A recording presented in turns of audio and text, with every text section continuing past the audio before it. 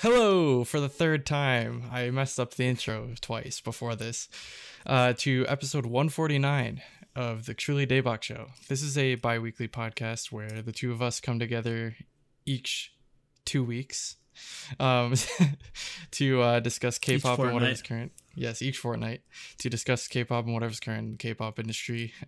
So obviously, if you look at our uploads on our YouTube channel, we've been missing for the past few months, but if you're not, we're back and we'll be playing catch up this week. So you'll hear our opinions on a lot of the big releases that have come out since we've been gone. As always, I'm joined by Nate. Oops, I'm sorry, because I'm so pretty. Very nice. That's one of the songs you'll hear about. One of the many songs. Yes. And you are. And I am Jacob. Hashtag no blown up. Actually, I do have it here. It's just in the basement. Poor blown up. So anyways, yeah, with that, I guess we wanted to touch on some current events lately, just to kind of spread some messages and, you know. Yeah. You can join our Discord also. Yeah, join our Discord. But we'll get to that after. Yeah, we can talk about that later. So yeah, before we get started on the actual topics, which like Jacob said, we have a bajillion releases to cover because we've been gone for 3 months. Yep. We wanted to kind of give a little bit of a message about what's going on in the world outside of K-pop and in general, that I'm sure most of you are aware about.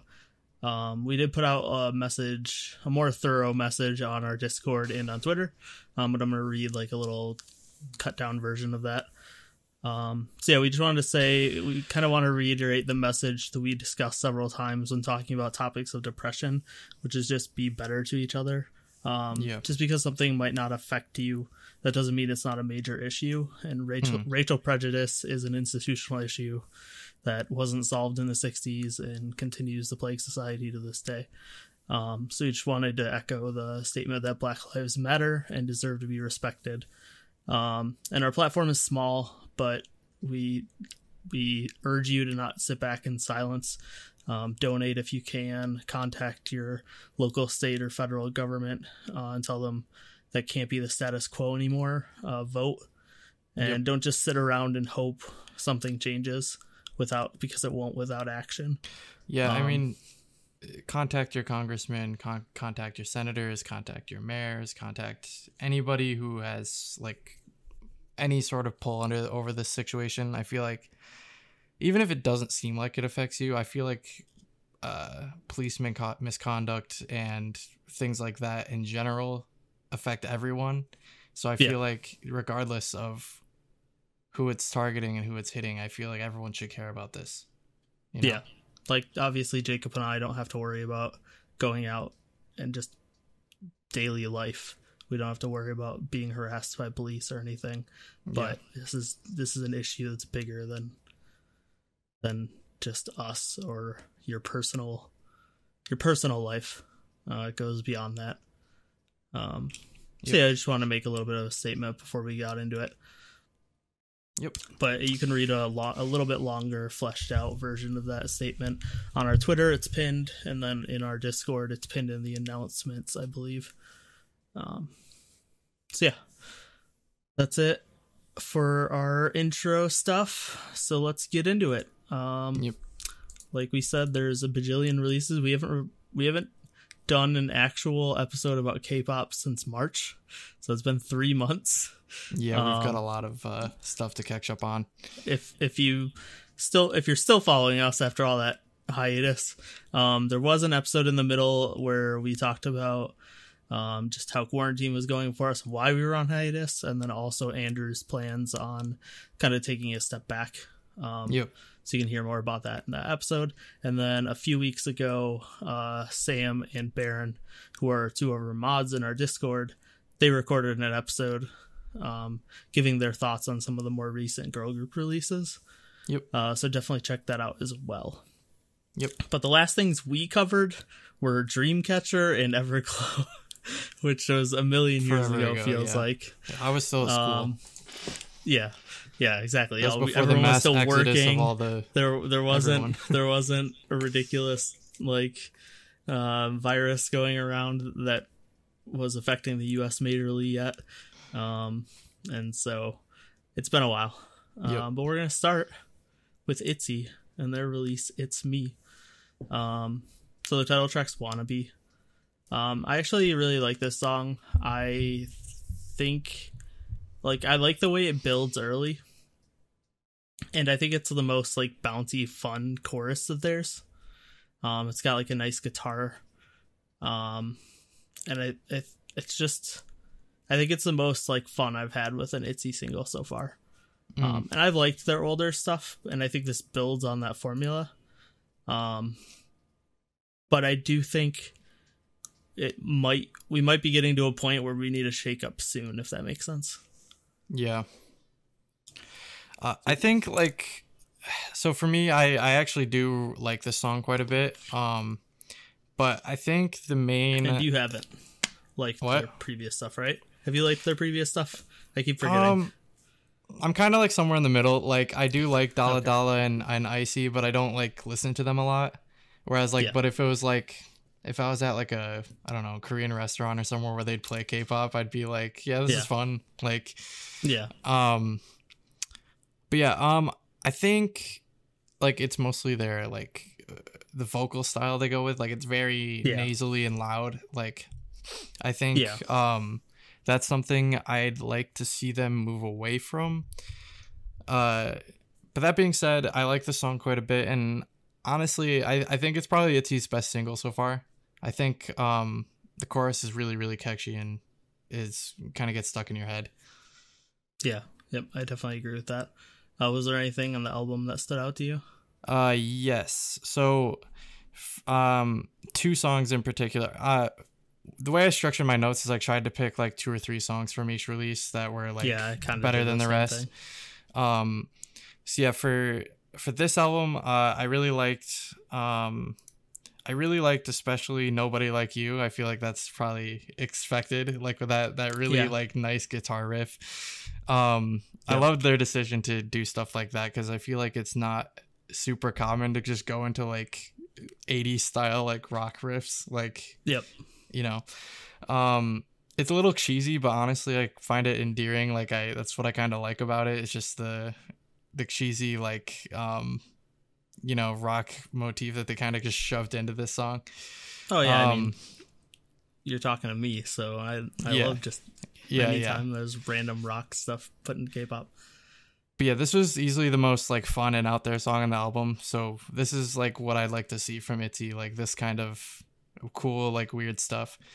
Apart from that, I also liked I thought That's a No-No was pretty good. It's more in the tier of their previous title tracks where I like the song, but I probably wouldn't return to it all that often. But I did like it versus some of the other ones. The only song I really did not like on it was Ting Ting Ting. That I do not like that song at all. I'm split on Ting Ting Ting because I think it's a really fun EDM song, but the La La La parts are really bad. It's they're really bad. Is that Oliver Heldens the La La La part? I have no idea. I have no idea. It's not good though. Yeah, it's but to echo what you said on Nobody Like You, it's definitely my favorite. I love that pop rock style, and I pretty much wrote the same thing you did. I would love for this to be their single, their next single, move into this space. And they kind of did something. They kind of did something similar on their first single. I forget what the song was called, where it was kind of on Dala Dala. Yeah, or you mean on their first album? Yeah, Want It. Oh yeah. Want It was. It's a little different, but yeah. But it's in that kind of realm, is what I mean. I could see them doing something like that as their main spiel, but who knows? Yeah, this is more of this is more normal, I would say. Version of that. But Want It, I think Want It's an anthem is the difference. Oh yeah, definitely. Yeah, I think overall I like the album's pretty much what I expected. It had some stuff I liked, it had some stuff I didn't. But yeah, Nobody Like You definitely stood out the most. Yep. Next, we have Sejeong with Plant. Sejeong being the main vocalist from Gugudan. Also, she was in IOI as the main vocalist, and she's amazing. And Plant is also the title track, and this is an amazing acoustic ballad. I think like this song really lets her show off vocals that she never really got to show off in IOI or Gugudan. And the instrumentals are just so good for a ballad. I think it's got such a nice mix of like strings, piano, and guitar, all working really well together, that this just blew me away. And also the falsetto part on the To Me is just like really good and earwormy, like that sticks in your head. So I was trying to listen to this song because I usually listen to the music while we record, and it's saying it's no longer on iTunes, and it looks like it's not. How dare they? Are you kidding me? Yeah, so I literally can't listen to it, but I'll just read off like what I said about it. Yeah, I thought Plant was a really nice ballad. Again, like Sejeong has such a like really nice and sweet voice, and the oh my god, you're right. Yeah, it's gone. It was on there when I listened to it like a couple times. Yeah. And now it's just gone. Yeah, the simplistic like guitar and piano centric instrumental lends well to like highlighting again like her really really pretty voice. This whole album like kind of reminded me of like Yuna's Stable Mindset, which is always a plus because we really love that album. So yep. Yeah, I think like for album tracks, for me, I thought Skyline was amazing. There's some like really great vocal layering. Easy my favorite. And it's got like a soft rock style that really evokes like early Taeyeon stuff. That song gave me chills. I loved it. Yeah. Hopes for Tomorrow, like the piano intro to that, I was like, what is this reminding me of? Because it was like, it's like the same melody as something I know or something similar. And the only thing the best guesses I could come up with was Home by Tableau, which is on Fever's End. The piano intro to that. And also the Darling and the Franxx theme song, which is the anime. Yeah, I couldn't figure out what it was, but those are my two guesses. Yeah. Okay, my iTunes is freaking out trying to play these songs, and it's just cycling through the album like, oh, nope. Yeah. I thought Swim Away was like a nice interlude between the ballads. Because it's got like this nice like tropical acoustic feel to it. And then in My Dreams is just like beautifully haunting way to end the album. Because it's basically just a few string instruments and her vocals, like, and nothing else. But yeah, like you said, this album, it reminds me a lot of like Yuna and IU. And Taeyeon. Like, I think Sejeong can like enter that realm of, I think she could like, definitely be a female soloist. Yeah, she could definitely be a female solo artist. Like, and it's a shame too, because Gugudan's like a really good group, but they're just like falling off the face of the planet. Oh yeah, they're gone. Yeah, which sucks, because if you go back and listen to our like IOI rankings and stuff, like Gugudan and Pristine were like my favorites, and they're just gone. Oh man, it's so sad. But yeah, back to Skyline in particular. Like, that's definitely my favorite on the album. Like, her voice sounds so nice, and again, like, I'm gonna say this so many times this episode, I love the use of the guitars. And I love like the uplifting tone of the song. Like, it instantly like put me in a really nice mood. And yeah, there aren't a lot of songs like this, but really, really stood out and is super nice. So anything else that stood out for you? Those just three, Plant, Hopes for Tomorrow, and Skyline were my top three. Especially Skyline. I was gonna pull out the album because I actually have it. So even though it's gone from iTunes, and also Sam said it's gone from Spotify. Yeah, you should rip it and give it to me. But it's under a giant pile of albums right now, so I couldn't pull it out easily. Damn. Okay, next we have Onewe with Q featuring Hwasa, which was a single. Yep. I actually didn't have too much to say about this, so it's all you, Jacob. I didn't really say much about it either. I thought it was decent, okay. But like it didn't stand out so much.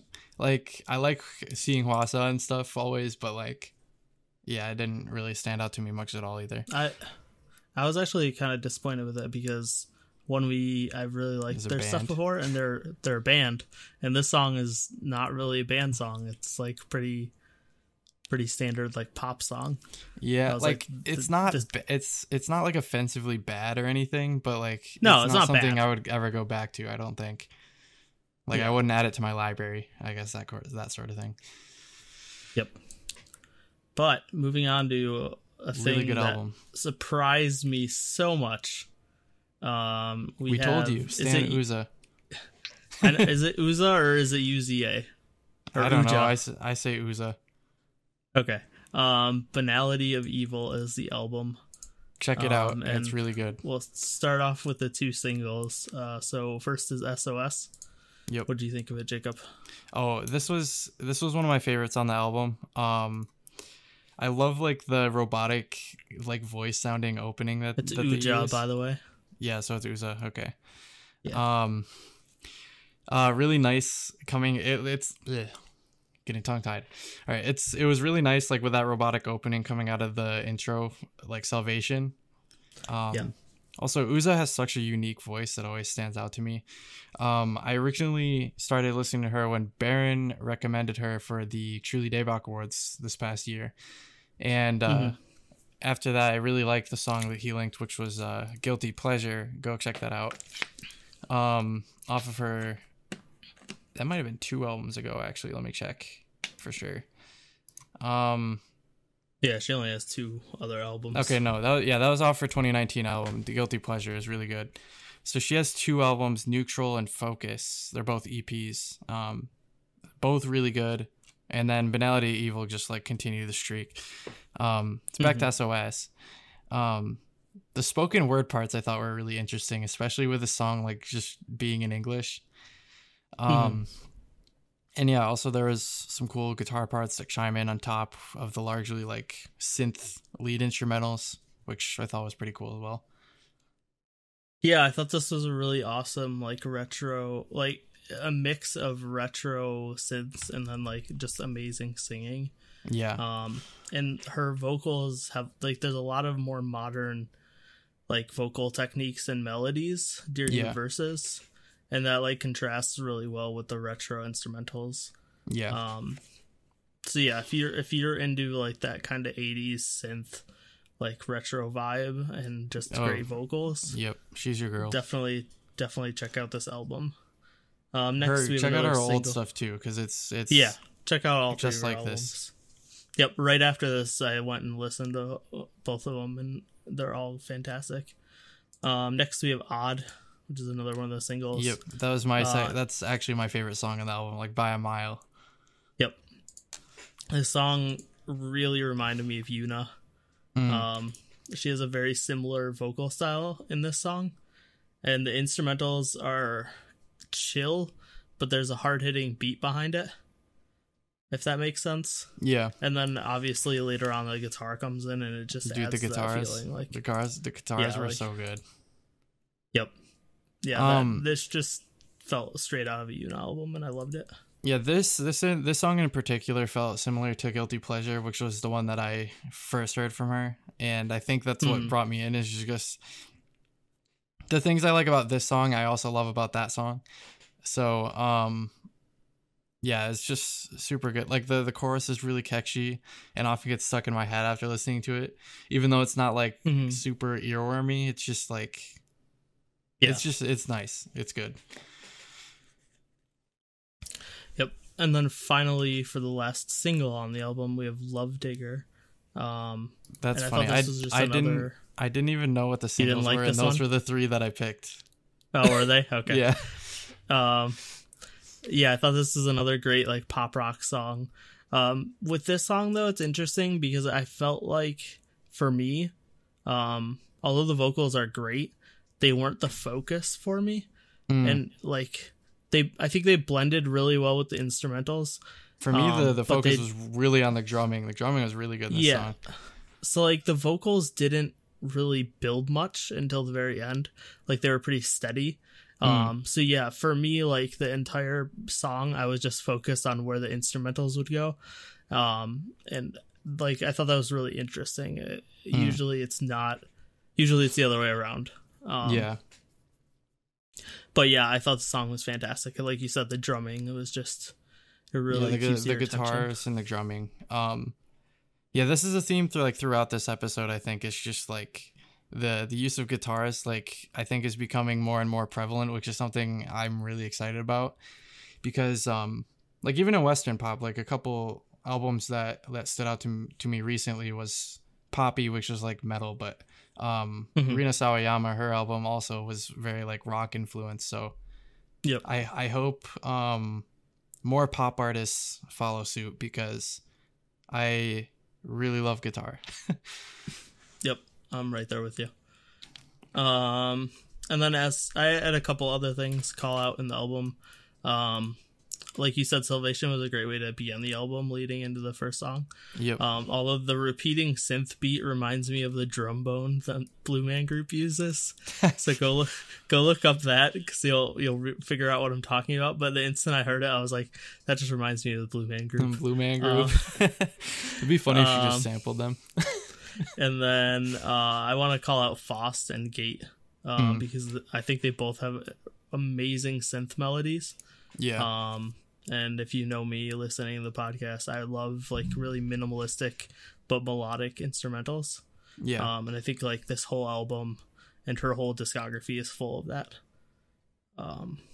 So yeah, definitely check out Uja because UZA is how it's spelled. For sure. It's fantastic.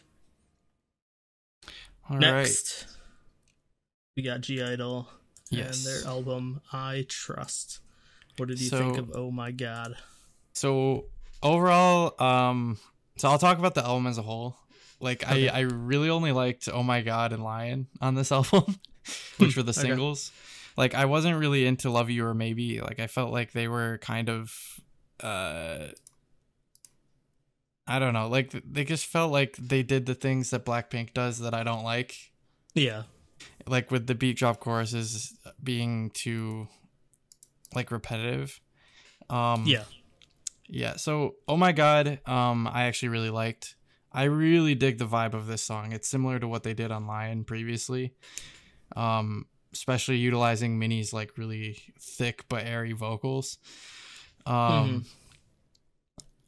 the chorus is a bit repetitive, but it's not bad. Like the actual like melody of the like the pre-chorus going in is really, really nice. Yeah. And lastly, on the English version, I thought it was good. Like it turned out well, but I wish they would have just kept Soyeon's rap in Korean because I don't think it works very well in English. And I think it would have been like, you know, English single worthy if they wanted to do something like that. But yeah, like in the future, I think they should just keep Soyeon's rap in Korean because it flows much better that way. Because it clearly wasn't originally written in English, so she's gotta like just shoehorn these words in there into the same flow. So never works out. Yeah. I don't know how to feel about this song. I think it's my least favorite of their singles. I really like the verses, and I really don't like the chorus. So I think that's like, oh my God. Yeah. Yes.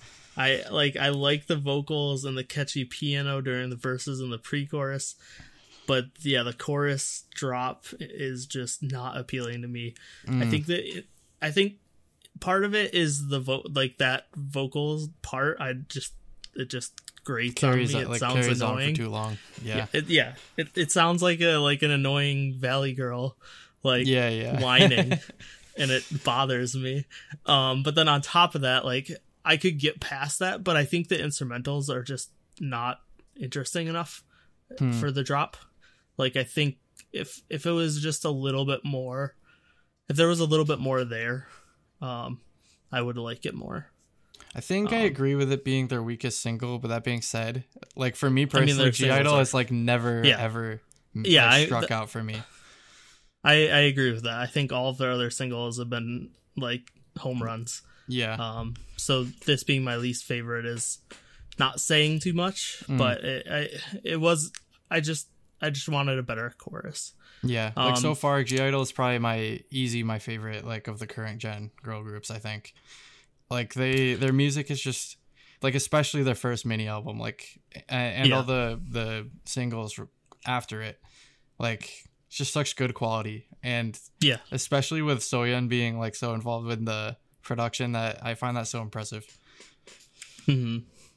Yeah, for the album, I didn't talk about Lion just because we've talked about Lion before, and I really love it. But for me, I actually did like Maybe. That stood out for me. I think it was just like a fun EDM song. And I liked that it focused on the instrumentals over the vocals. It just gave it like a really fun vibe. Yeah. But yeah, I definitely see what you're coming from. Like, it is that very much like that Blackpink style, just like club banger. Like the kind of Blackpink that I don't like as much, which is funny because like I'm not gonna get into the Blackpink rant because they have songs that I love so much, like some of my favorite songs. We'll be talking about them other in a ones couple weeks that are like, what are you doing?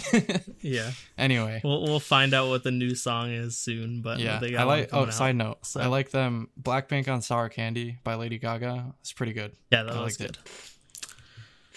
Next is a song I absolutely love. It is Cignature's second single, Assa, and I can't praise this song enough. It's just such a fun energy to it, and I think it's like a great follow-up to Nunanana. It's like really bouncy. It's got that like memorable guitar part that repeats.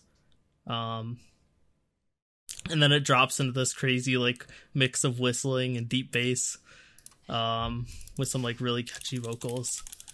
Everything about this song I love, and I highly recommend watching the live stages, because for Nunanana, they were like the choreo was kind of a mess, and they were definitely like nervous on stage.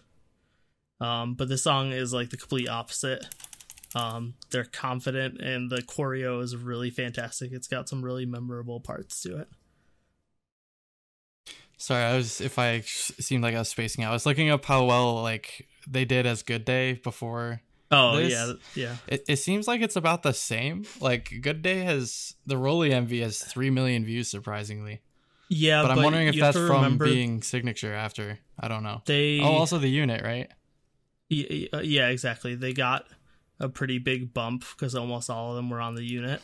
Okay. And a lot of them did pretty well. So Good Day, or like Rolly, probably got a bump from that. Yeah. Which is why it was insane to me that they never actually came back after that. It was like, why none of them actually made it into Unity. G1 got really close. So you'd think they would have gone right from the end of the unit to been like, here's a song. Yeah. And that actually is really weird. But yeah, overall, I think they've been doing pretty well as a like reinvented group, kind of like Dreamcatcher, I guess. Yep. Not musically, but just you know, that they went from Minx to Dreamcatcher, Good Day to Cignature. Yeah. Although this time they ripped out members. It's more like what it really is. It's like it's like EXID when Bestie. half of EXID left and became Bestie. Yeah, I guess that's true. Although did the other members debut again? Yeah, they're Red Square. Red Square is the other half of Good Day. I did not even know that. Yeah, which we're going to talk about Red Square in a future episode, because there's like 4 new girl groups that debuted in the past like month or two. Okay, yeah, I haven't actually listened to Red Square yet, but I heard about them. I had no idea it was Good Day. Yeah, it's literally 4 of the 5 members were also in Good Day. But yeah, we're going to talk about in the future. There's going to be an episode where we're going to go over Red Square, Weekly when they debut, It's Okay. when Weekly debuts, I want to do this episode, but it'll be Red Square Weekly, Woo-ah, and what's the other group that has the girl that was almost in Blackpink that's like popular, and I can't remember their name and I'm blanking. So you talk about what you think of Assa, and I'll Almost figure in that out. Blackpink and was popular. Miyeon from G. No, I'm just kidding. No. But okay. What did you think of Assa? Yeah, so Assa, I thought it was a really fun song. It turned out really well. I haven't listened to it as much as I thought I would, because I did like it. Like, I like the guitars in it. I like the catchy chorus. Even the clapping was pretty fun. The visuals and music video surprised me as well, because it's like nothing like Good Day. Like, they're much more girl crushy, I guess. So yeah, I'm definitely down for this change in concept. Who is it? Secret Number was the other group. A Secret Number. So we'll talk about what's the Blackpink almost member? Huh? What's the YG member? It was like Jenny, or not Jenny. Yeah, Jenny. Jenny's actually in Blackpink. I don't remember what her name is. All right, well, I'll look it up later. Well, yeah, we'll look it up and we'll talk about it on that episode. Yeah. Okay, so next we have Stella Jang. Yes. With Stella 1 as the album, and Villain is the single. Yes. So this was. What do you think, Jacob? This is I really like this like whole album. Although I didn't write a ton of specific things to say about it, because I didn't want to just repeat myself over and over. Because a lot of the things. Ginny. That's Ginny? why I was. Her name is Ginny. Like, yes. So Ginny and Jenny in the same group.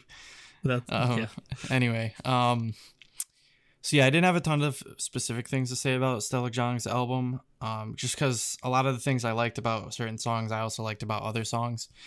But the two standout tracks for me were right in the beginning.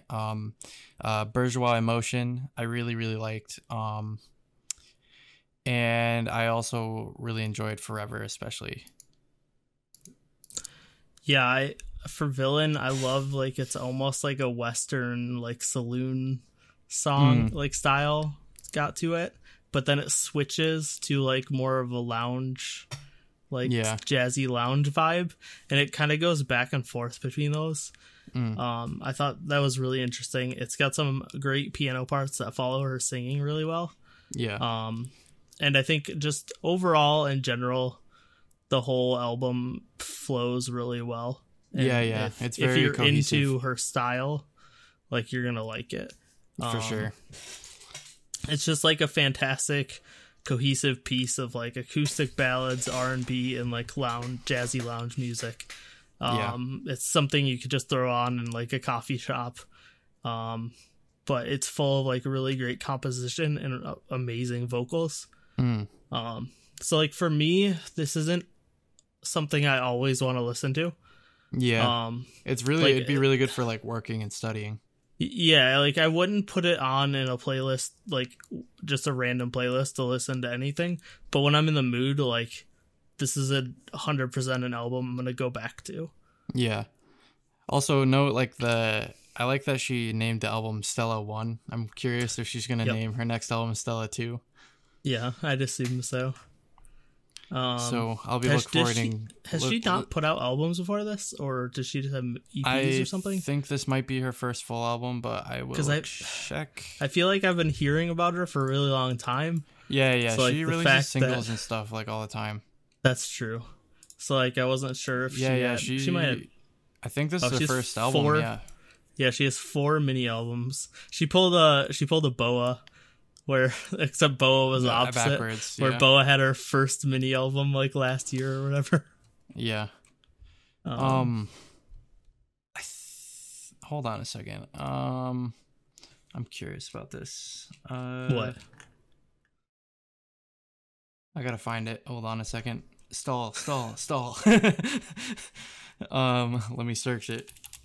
What are you looking for? It was a I want to make sure she was actually on it because I don't want to be an idiot. I mean, I have her stuff. Okay, no, I'm stupid. Don't listen to me. Forget about it. Everybody, that didn't happen. Anyway. Okay. Well, ask Jacob what the hell he was looking up in the comments. Next, we have Dalsooobin with Dive. Dude. So this is Soobin from Dalsooobin. This was gone solo. This was completely like not what I expected it to be, but it was really good. Like, so like what I basically said was this doesn't top Catch Up, which is like almost like my favorite song of last year. It might be my favorite song from last year. Like I love Catch Up. But it's not even like remotely the same kind of song. Like it's completely like I was not expecting anything like this. Yeah, first, like I love how like forward and crisp her like husky like vocal sound in this song.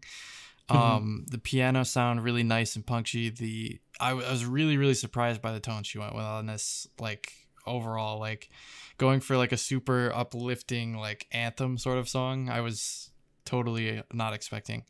Also, shout out to the ad-libs in the later section. Those were so good. That was like the highlight of the song. But yeah, really unexpected, but turned out like amazing. Yep, that's exactly like what I said. I thought this was an amazing anthem song. It builds slowly with the piano. Yeah. And then like it just builds into this crazy amount of like vocal layering and like choir like vocals to build to the chorus, and it just really stood out. It wasn't what I expected, and it paid off really well. And I think it really helped it stand out from just being another like mid-tempo like pop ballad. It blew me away. I could see this being at the end, at like the happy ending of a movie. That's what I visualized. Well, yeah, it's got like that Disney like climax song that you could just see the main characters singing as like they win. Yeah. If that makes any sense. Like the end of a kid's movie, yeah. Yeah, exactly. Okay, moving on, my girls. Yes. APink. Yes. Pink Panda behind me somewhere, Panda Bong. That way. It's inverted. Honestly, one of the best girl groups around. Like, just hands 100%. down. You know, like they're just on such a roll.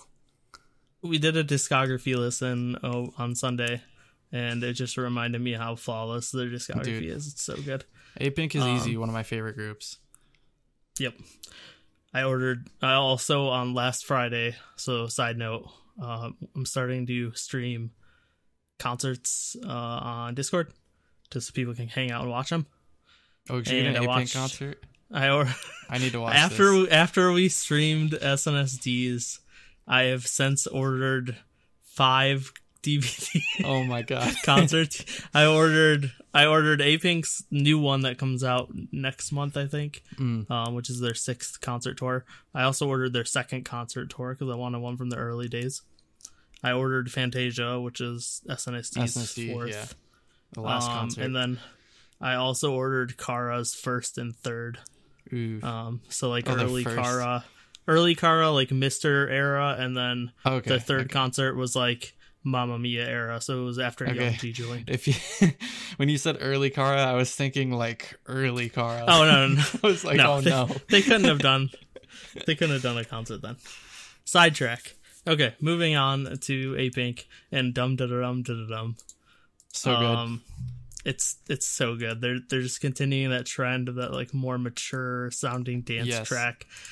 That synth hook to start off is just so catchy, and it just immediately gets you into the track, and you gives you something to like listen for throughout the whole song, and then the vocals match it for the chorus. It's just everything. The vocals are fantastic. The synths always like the synth is interesting because other than the hook, it actually has like a nice calming feeling to it. So like really contrasts with that really intense hook. I think speaking of vocals, I think Bomi especially stood out to me like on this whole album. She did really well.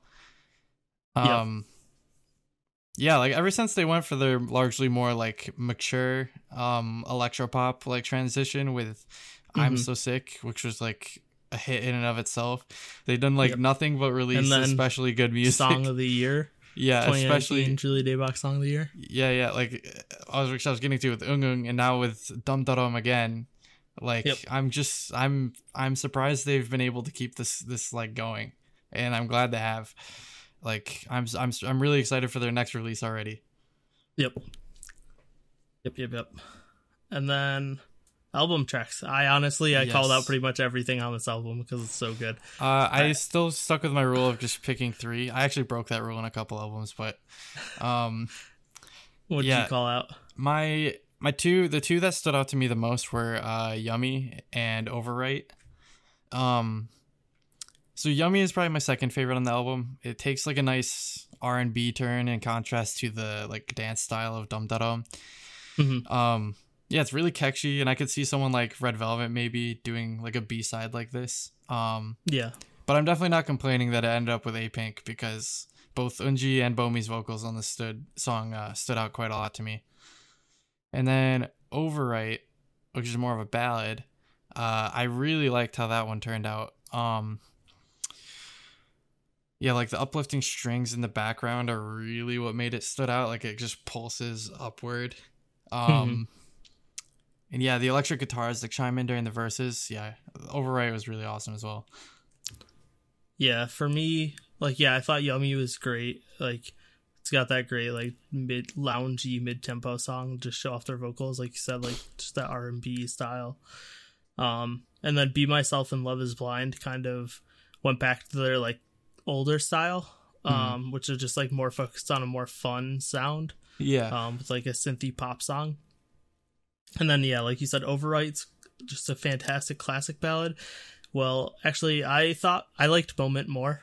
Okay. Moment's more of like an anthemic ballad. It's similar to like Dive, where it's like swells a lot during the chorus. Yeah. Moment actually like reminded me of Sailing by SNSD, like that sort of vibe. Yep.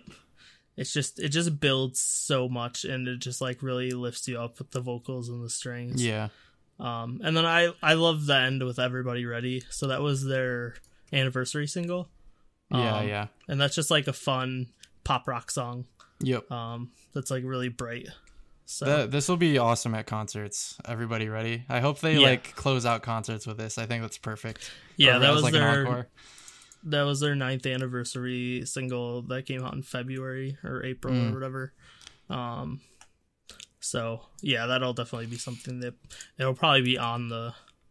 Well, I don't know when the new concert happened. The one that I'm getting. But yeah, I think the whole album's just fantastic. It's definitely one of my favorites of the year so far. Yeah, for sure. Next, up to another really awesome mini album. Yep. Way unexpected. Next we have April with Capo, and Lala Lila is the single. So this is the first that Sam and Baron talked about. Yep. So you can hear their thoughts on this in the last episode. Yeah, in the last episode.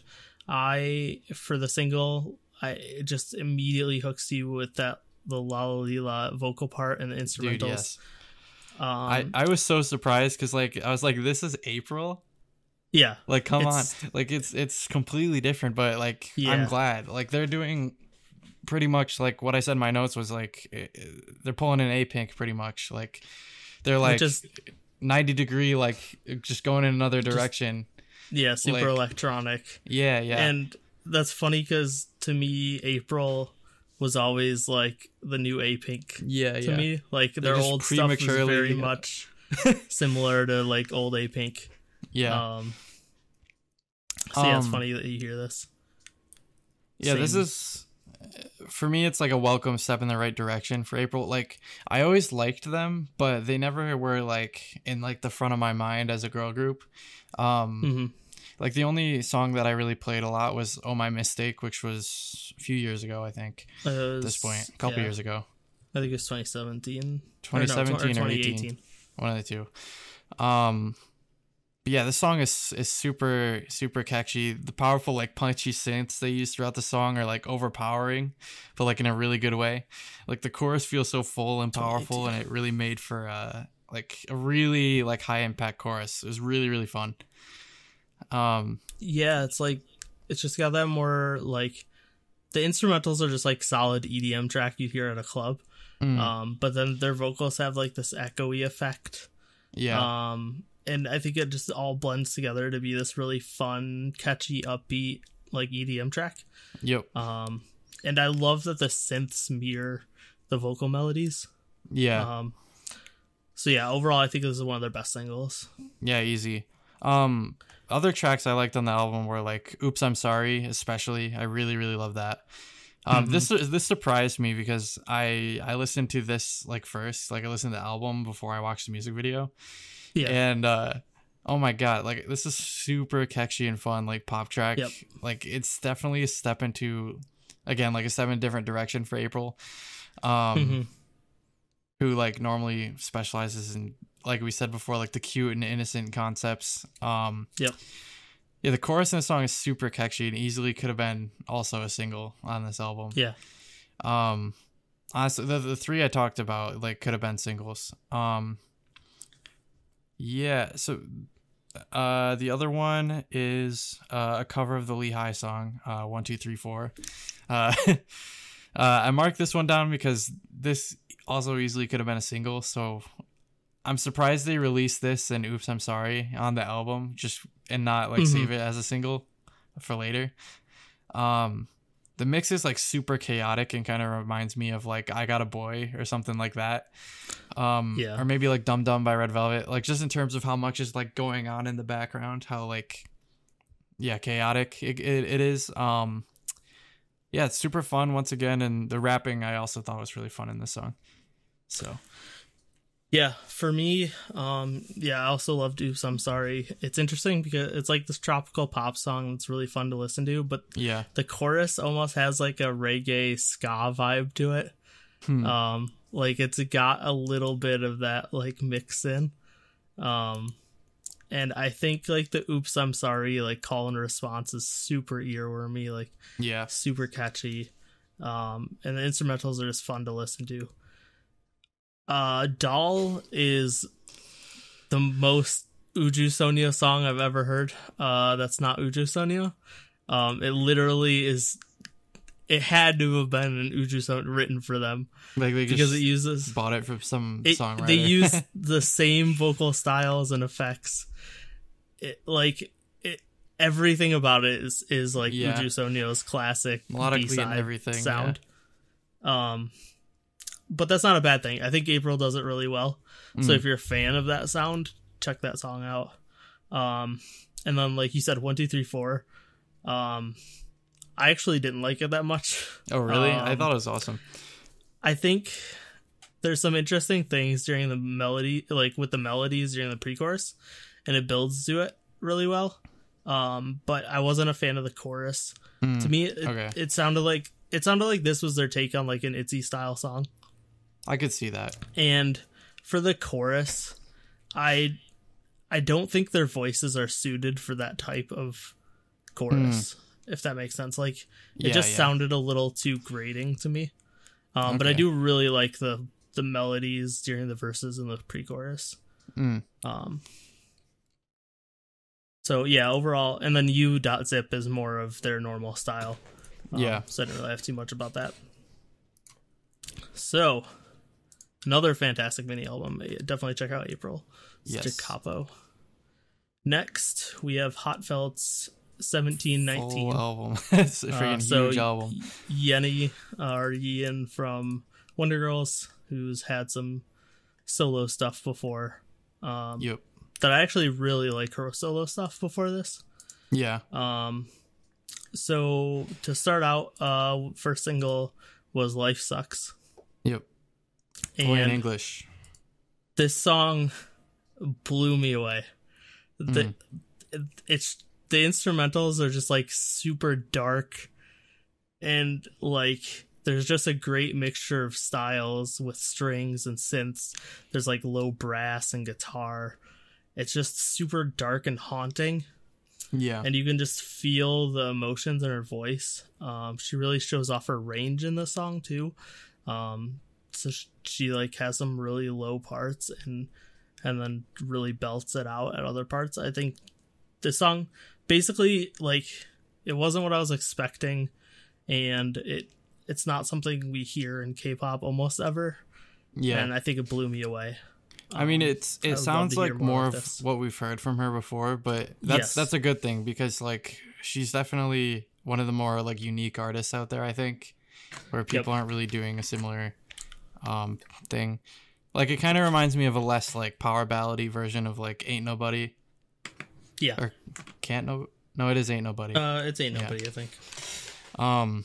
Which by the way, that was her debut, like solo debut. Go check that out. It's super good. Yeah, I was actually surprised. Life Sucks.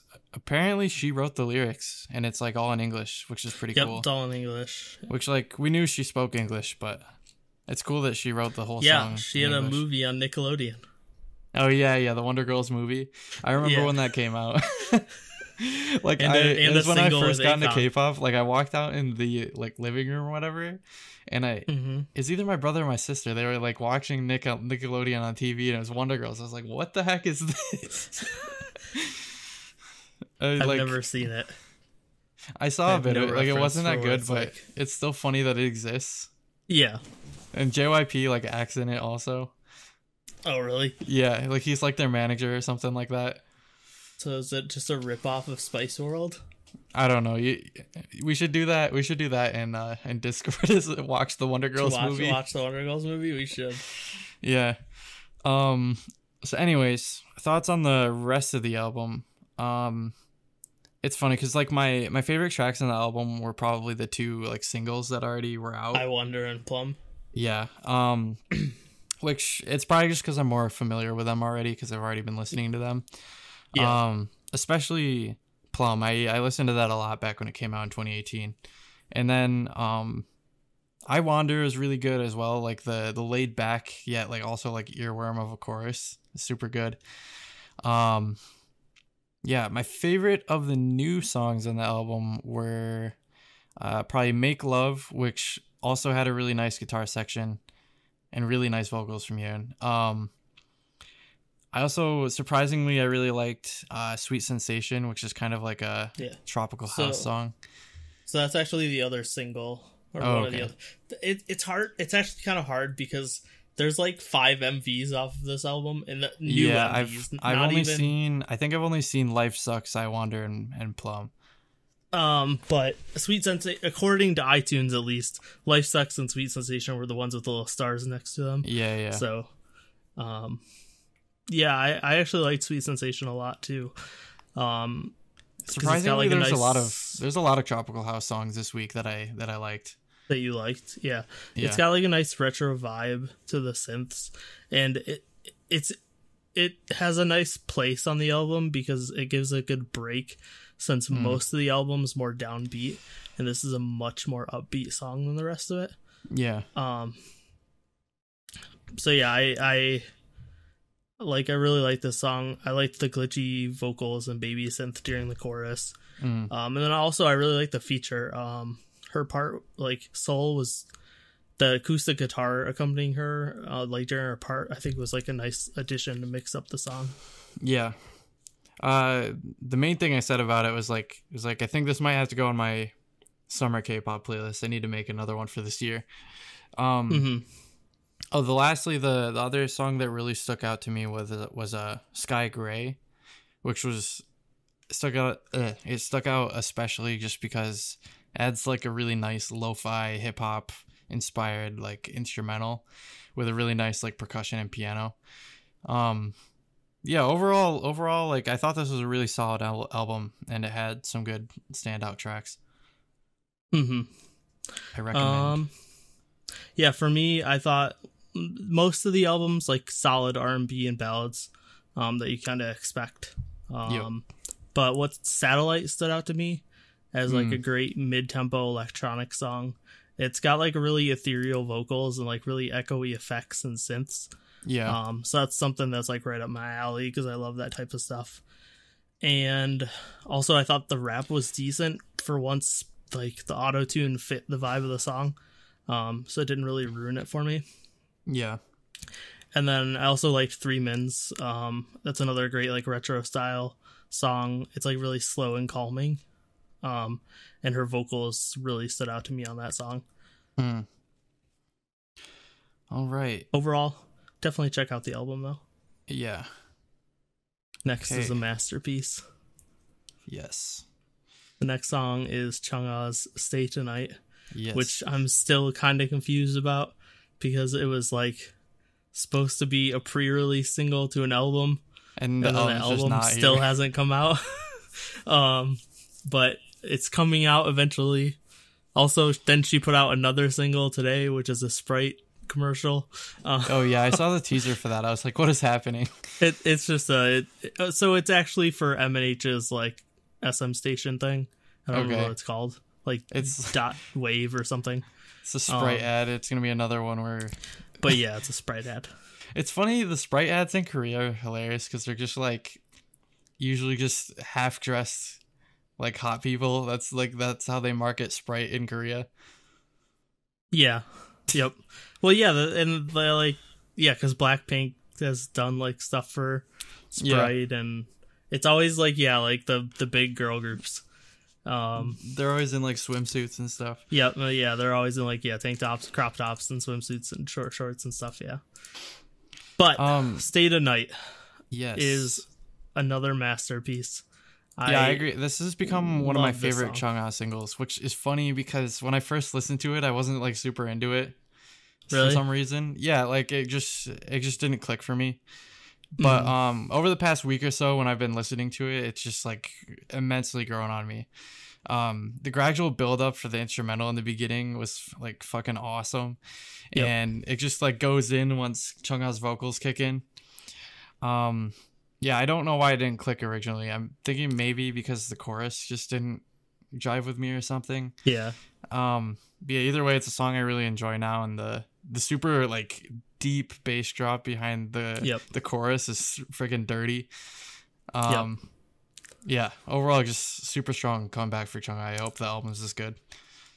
Pretty much echo everything you said. I thought this was like an amazing deep house song with a really catchy chorus, and of course amazing choreography that you expect.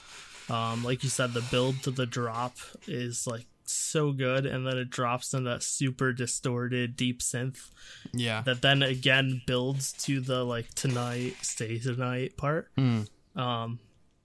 I think every part of the song just builds and drops off perfectly, and her vocals just follow along with the instrumentals like really well throughout the whole thing.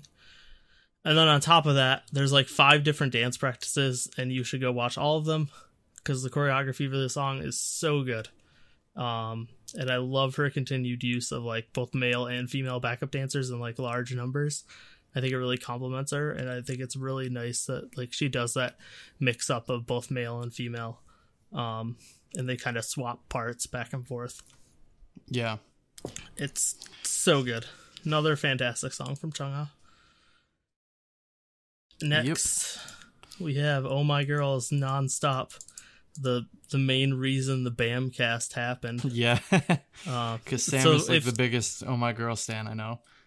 Yep. So if you do want to go check out their thoughts, they talked about April, Oh My Girl, GWSN, and I think there was one other that I can't. They might have talked about Chungha a little. I think they talked about Chungha a little bit because I remember getting ready to be mad at them because they usually don't like Chungha, but they liked this song. Okay. So as for Oh My Girl, I'll start, and I didn't like Nonstop. Oh, really? I'll say it. So it's interesting because like you talked about, there's actually a lot of tropical house that we talk about this episode, and I love tropical house. Anyone that knows this podcast and knows me knows I love tropical house. Role reversal. And this is a tropical house song.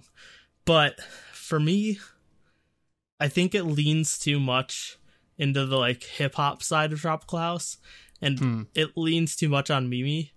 And Mimi is a great rapper, but all of her parts have this trap influence that just ruins it for me. The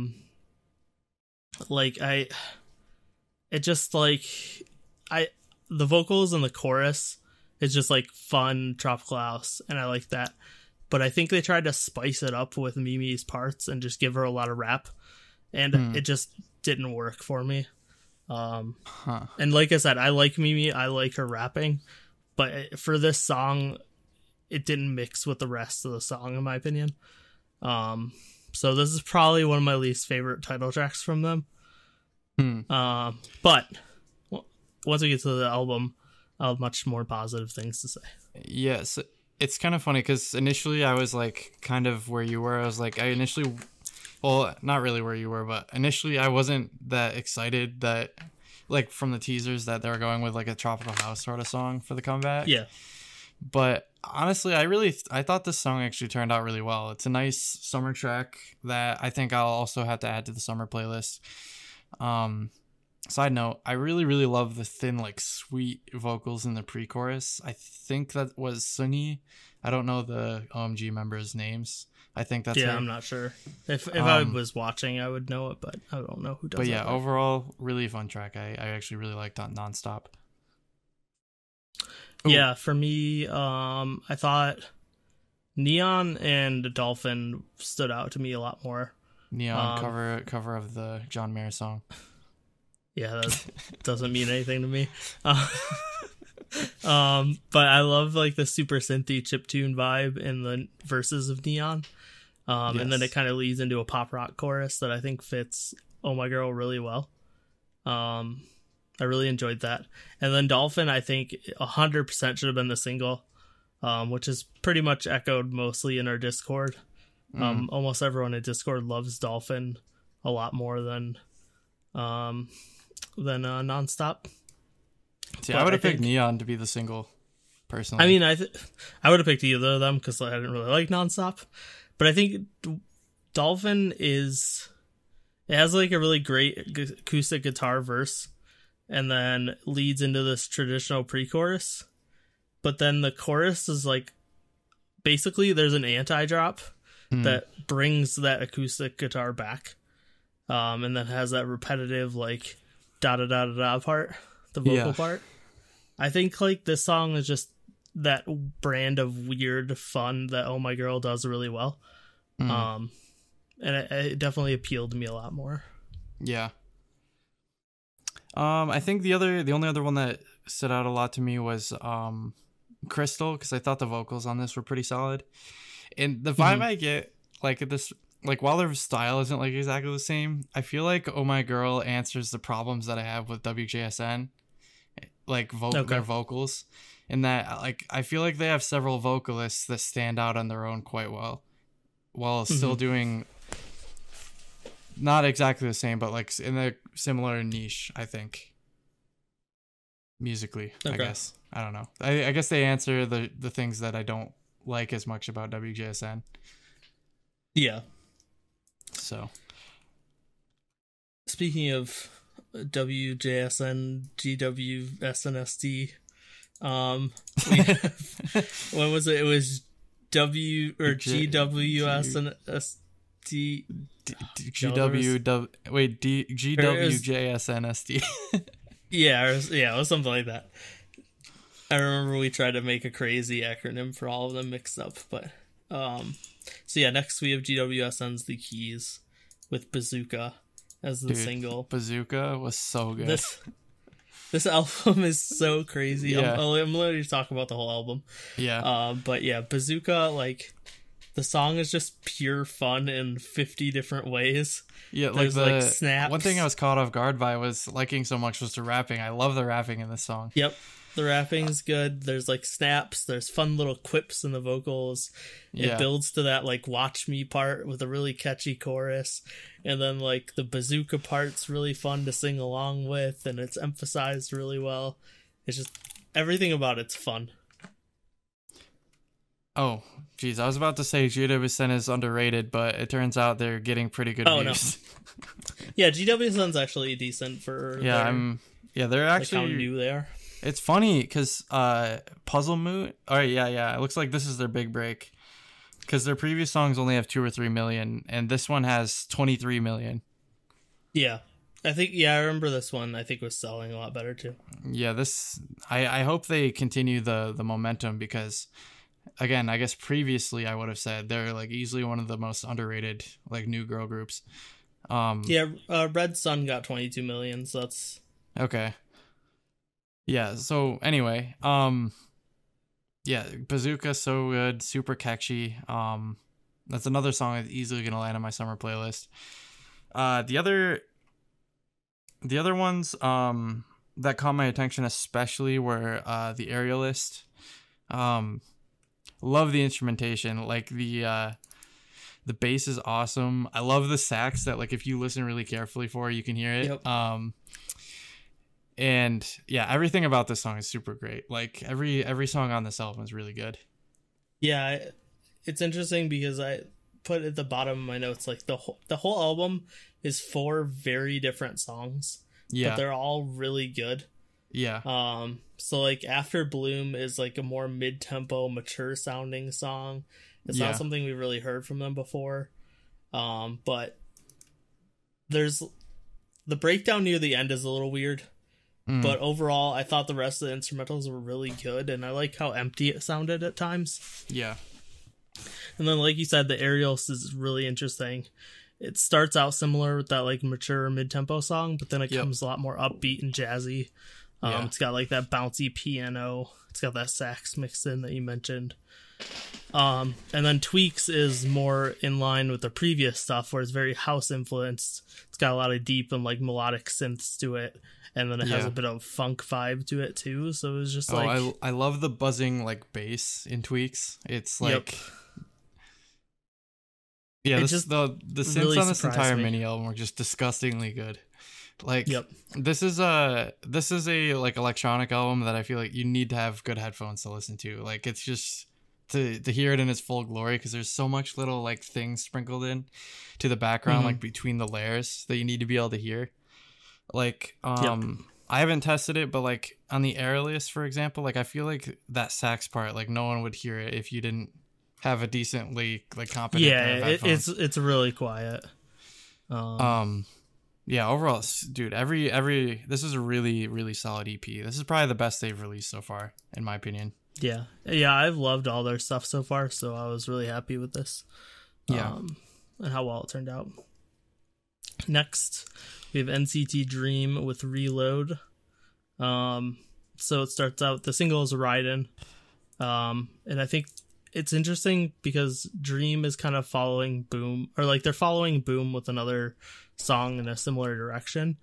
And what I find that Dream is doing that I really like is they're kind of taking over the old NCT 127 style, where once we'll get to it with NCT's 127's repackage later in the episode, but they're going in like a much crazier like direction, if that makes it like really high energy, not crazy direction anymore. And this is more like vocal heavy, while still having the rap parts that NCT's kind of known for. So like it really is reminding me of like earlier NCT 127 stuff. And I love it. I think the rap hasn't suffered even though they lost Mark, and their vocals are fantastic. So yeah, I was really impressed with the song. Yeah, so for me, I wasn't super impressed with the album overall. Like I didn't really like the first 2 tracks, but I did like the last 3. Like I thought 7 Days was probably the strongest on the album for me. It's just a really nice like hip hop R&B style song with interesting like vocal layering and stuff. I also thought it was nice of them to include that like acoustic song at the end, Puzzle Piece. I really liked how prominent the guitar strumming were on the mix in this song. I thought that was a really nice choice. For me, like I thought Quiet Down had a really unique synth backtrack. The choruses are pretty standard, but I thought the verses were interesting. Then they did Love Again, which is a cover of the Miss A song. And that's cover of the just Dua Lipa song. It's just another great inclusion that shows that direction they're going in. I really liked all the places the song went. It's like a really nice upbeat song with great vocals, and it has a bit of like a 90s pop influence. And then like you said, Puzzle Piece I thought was a really unexpected end to the album, because it doesn't really fit with the rest of the album, but I thought it was a really great song to end on, and I love their vocals, so I thought it was a great acoustic ballad. Next, we got Taeyeon with Happy, which is a single, and it's solid. solid Taeyeon release. Yeah. The instrumentals actually have a bit of a musical vibe. It sounded like if that makes sense. Yeah. So that stood out to me. Overall, there's some great layering and harmonizing. It's Taeyeon vocals. Like she doesn't put out bad songs, but this wasn't like super standout for me. Yeah. I pretty much said the same thing. Like I really like this song, but I kind of feel like it's her weakest single so far. Like I think I like all of her other singles over this. But that being said, that's not really saying much because I feel like this would still be a strong single if it was released by somebody else. Oh yeah, like, I still think it's a good song. It just Taeyeon's like backlog is just so like such a high bar. Yep. Yeah, overall it's a solid single. It's just it doesn't blow me away in Taeyeon standards, I guess, if that makes sense. Yep. And following Taeyeon, we have another one of heavy hitter. We have IU's 8 featuring Suga from BTS, who also produced the song. This one was so good. Yes. So IU's back with another like fantastic acoustic mid-tempo song. Yep. And like I could listen to her singing this type of music for forever. I love how it swells in the chorus and it gives that uplifting feeling. And then the chorus is really catchy and easy to sing along with. And then overall, I thought Suga's feature fit really well too. Yeah, it actually did. It's just a fantastic release overall. Also, it got me unexpected Fantasy League points. So, like you weren't expecting her to get a release. Well, because I have Suga. Oh, okay. I was like, I wasn't expecting a random feature with an IU song that's gonna win music shows. Well, you got IU feature Suga and an entire album, and then Suga got an album. Yeah, I'm still not even close to winning. But did you know he was releasing an album? I expected. Huh? Did you know he was releasing an album? No. When you picked him? Nobody did. Damn, they came out of nowhere. That's great then. I mean, we knew they were, but they said it wasn't gonna be for he said it wasn't gonna be for a while. No one expected it to just drop out of nowhere like that. Okay. Yeah. Yeah. What do you think, next, IU? Oh, I'm so excited to talk about this. You don't want to talk about IU? Oh wait, I thought I already did. I don't know. I'm losing my mind. Okay. I started that one. Let me go through my notes. IU's vocals, superb as always. The chorus is like super catchy and would my initial impression was like it fits right in home on her last mini album, like alongside like Blooming. It's a similar concept to that. And yeah, Suga's input on this track was really nice. Did he also produce this as well? Yeah, he produced it. Yep. Oh, he produced it and featured. Fantastic. Now, so next, this is gonna be interesting because you sound excited. Dude, this is so good. I agree with you, but I have some thoughts. So next we have Rizzo's with her album High Five, and the single I'm Sorry. Do you want to start? Yeah. So one thing I'll say is the single is quite misleading because it's like nothing like the rest of the album, but it's also really, really good. It the super like fun electronic instrumentals on the song was like super nice. The style of the track kind of reminds me of like Cara Cara Bonito, but in a less childish sort of style that they usually use. Yeah, the rest of the album is more like R&B in the R&B realm, but it's also like super interesting there. Like Boy has a really, really good guitar and bass riffs supporting the instrumental. The super funky synths on High Five were also really cool. And also a shout out the really, really weird instrumental on I'm Fine. I loved that. Yep. Like the instrumentals on this whole album are super weird and interesting, and honestly, like I'd recommend this to anyone. It's probably one of my favorite releases of the year. So for me, for I'm Sorry, I really like the upbeat electronic pop song. It gives us like a really nice 90s vibe with the really simple but effective like instrumentals. But I'm not a fan of her vocals on this song. Okay. Like her vocals, she's kind of doing like a forced higher pitch to sound like more like upbeat and childlike, it sounds like. Yeah, and that's one of the things that remind me of Caro Caro Bonito, if you've never listened to them before. Yeah, They're I'm not like familiar. I'll link you later. Like they're like that's their whole thing is they're very like childlike, and they do like electronic like instrumentals kind of Yeah. like this. So I wasn't a fan of that.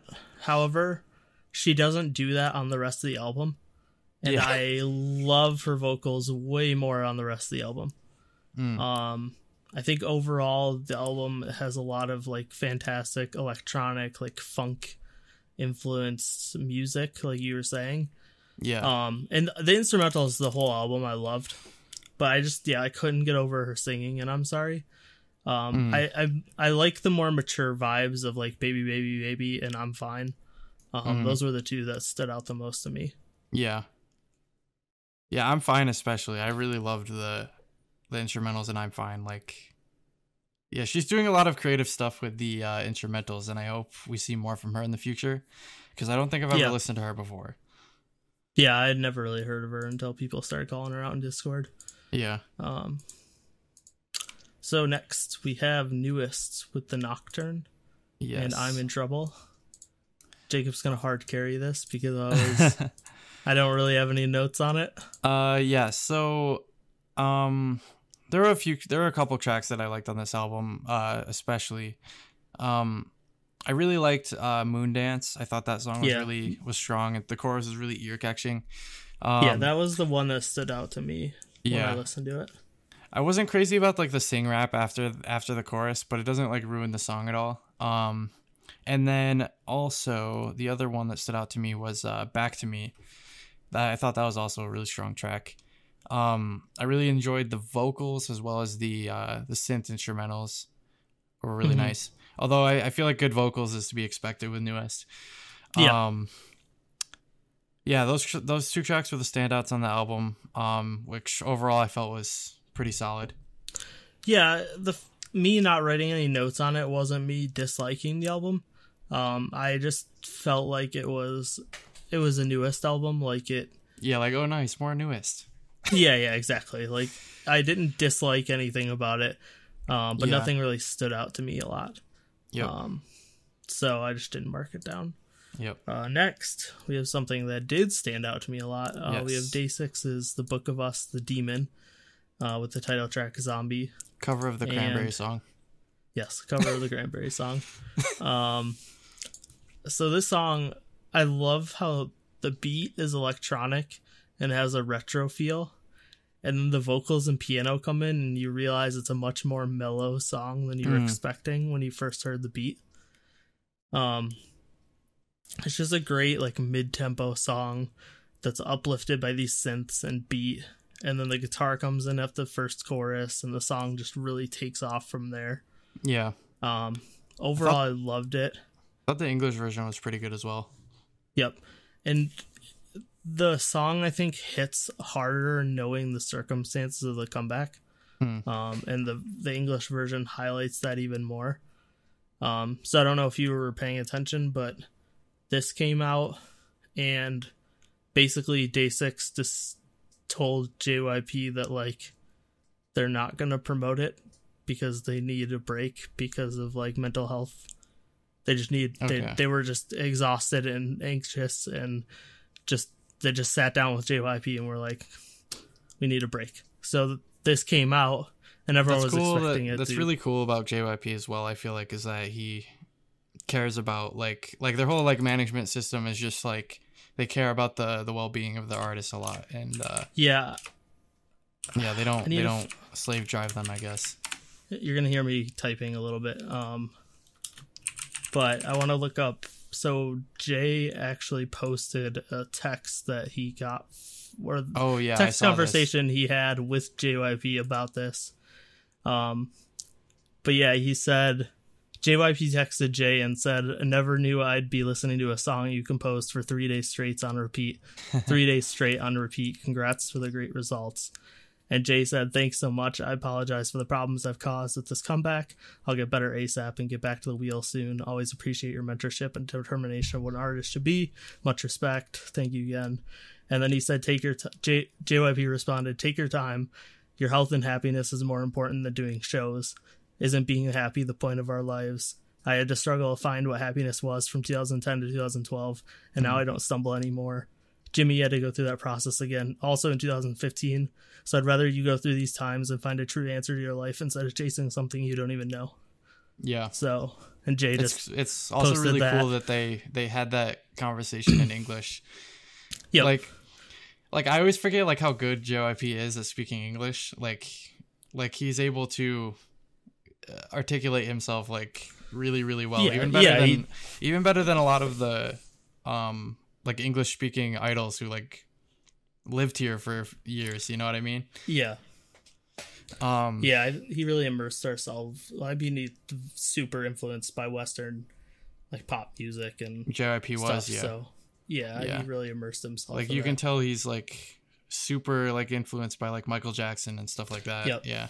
Yeah, I think like I remember when they went, I think it was during the Stray Kids show when they were going around like the offices, and he has like, I think either dance practice rooms or like meeting rooms are named after like famous artists. Like I think there was a Michael Jackson and like Prince and stuff like that. Like, but yeah, Zombie, just knowing that story just really makes the song hit even harder, and I think it's one of my favorite Day6 singles in a long time. See, it was weird because I wasn't expecting much from this album because I heard people saying it wasn't that good, and I was like, and when I listened to it, I was like, what are you talking about? Because I liked almost every song on this album. I thought it was really well done.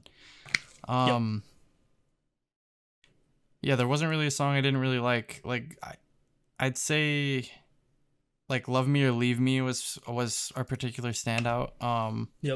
Like super energetic and fun instrumental during the chorus. 1 to 10 was also a really fun standout. And yeah, again, I think English version of Zombie is probably my favorite on the album. Yeah, for me, like you said, Love Me or Leave Me really stood out with how intense it is. It just, everything feels turned up for that song. Yeah. The beat's like really driving. The synth is like pulled really far forward, and it has like a main part in the melody. So that was really up my alley. Love, as being someone who loves like rock songs mixed with electronic music. Yeah. And then another one that stood out for me is Stop. Because I think it stands out right from the start with like a really hard rock vibe from the instrumentals, and it just kind of gave me like a more classic hard rock vibe than we usually get from Day6. It really felt like something out of like that you'd hear in the US like in like the 80s, just with like a hard rock song. But yeah, like you said, the rest of the album, like it's fantastic. A lot of it's pretty standard Day6. Like if you know you're a fan or you're interested in like melodic rock band, like I-dle rock band, check them out because the album is really good. Yeah. Next we have Bolsa Bopoganza with Pum. And so I actually didn't call out anything. So I half marked this as not wanting to talk about it, which is crazy for me. See, I didn't write much for notes either. That's not to say. So like, yeah, there's not a ton to say about this release for me, but that being said, I still think it's a mini album that is worth everybody checking out. Like, I think it's just as solid as their past work, which was excellent. And yeah, Sejeong is like easily one of my favorite K-pop vocalists, and she always comes out with good content. It's just that it's like kind of more of the same. So, like if you like their past stuff, then listen to this because it's good.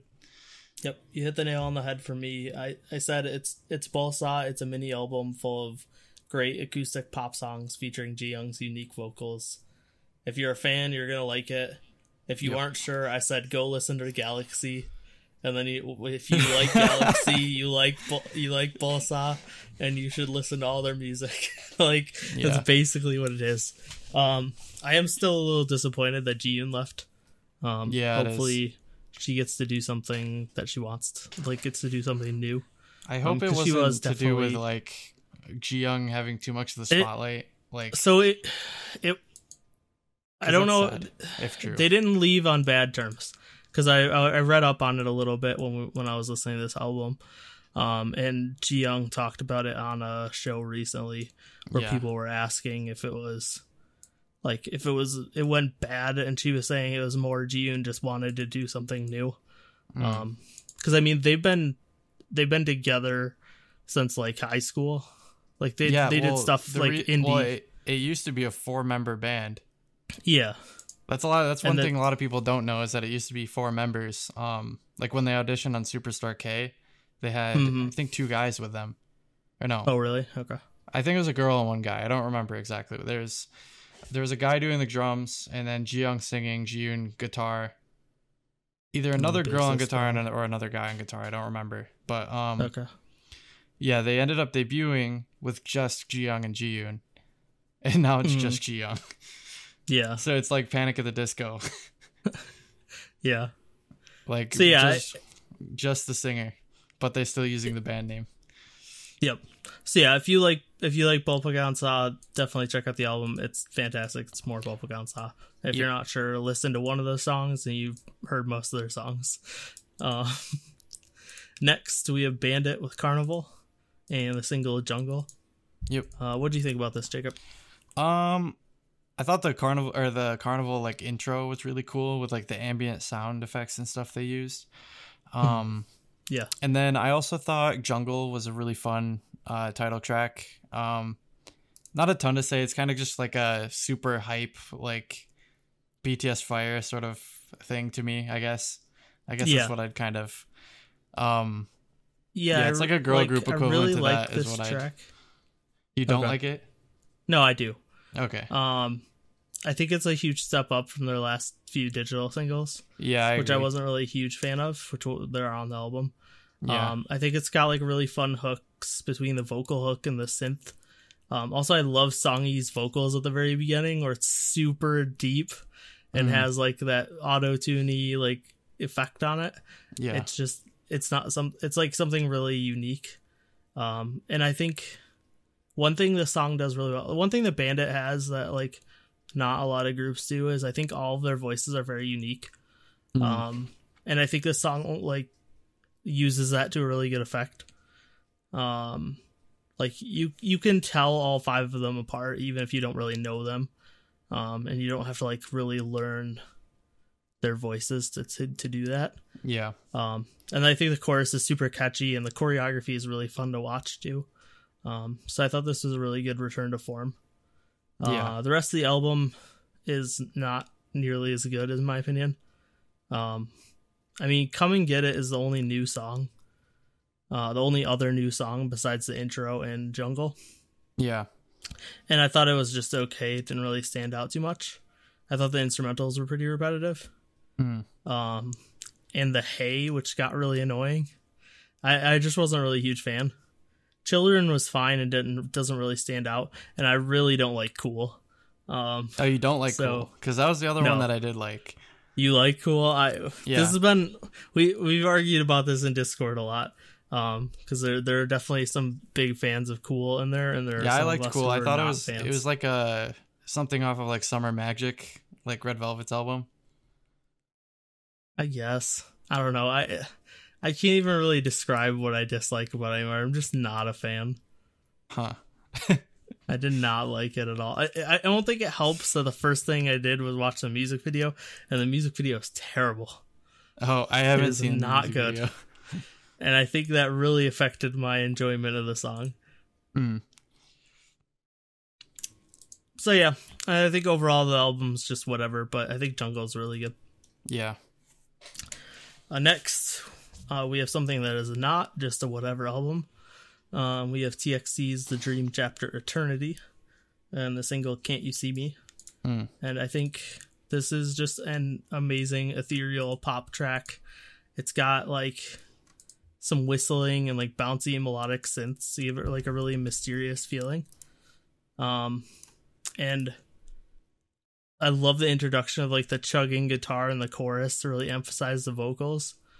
I think overall I've really been impressed with TXT's music. You could tell they have the same vocal coaches as BTS. Their vocal style is so similar. Yeah. but overall, I've loved the type of music they're putting out. Yeah, so I wasn't super happy with the single on this, which is funny because I liked almost all the other songs. Okay. Or wait, but hold on a second. Let me. Oh god. Okay.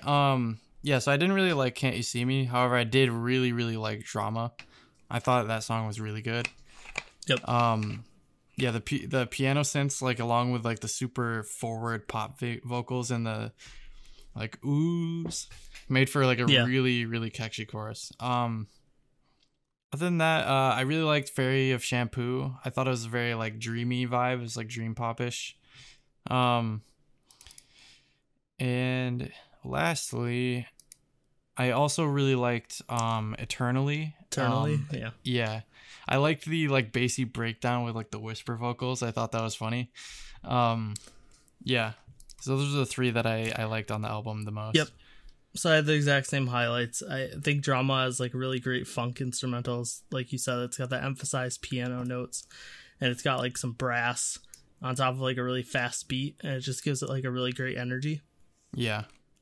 And then "Fairy of Shampoo" has like this really great bass line, and the chorus brings in like a real, like an actual trumpet with like echoing vocals. And that trumpet, or like the trumpet echoes the vocals, and then it actually gets like a full solo. Yeah. So like you're saying, it's like a really dreamy, it's like almost smooth jazz even. And then "Eternally" is insane, where it starts out like an acoustic ballad, and then it drops into like a Nine Inch Nails song. Yeah. Is literally what it sounds like. And it just keeps changing back and forth, and it's just got this great dichotomy. And it's one of the more unique K-pop songs I've heard in a long time. Yeah. So that was definitely my favorite. But I think overall, the album really impressed me because like almost all the songs are different genres, but I think they did them all really well. It's similar to GWSN in that like all the songs were very unique. Yeah. Okay, next we got a full ginormous album. It's too big. We have NCT 127 Neo Zone, The Final Round. So this is a repackage of Neo Zone, which so for this also I kind of just want to rapid fire all my favorite songs. Yeah. Well, let's talk about the two singles first. Yes, okay. So we'll start out with "Kick It." Okay, yeah. Because "Kick It" was the original single. Yep. I'm not as much of a fan of this as most NCT singles. Yeah, so what I kind of said was like NCT like goes in and out of my favor like all the time with the styles they decide to go with.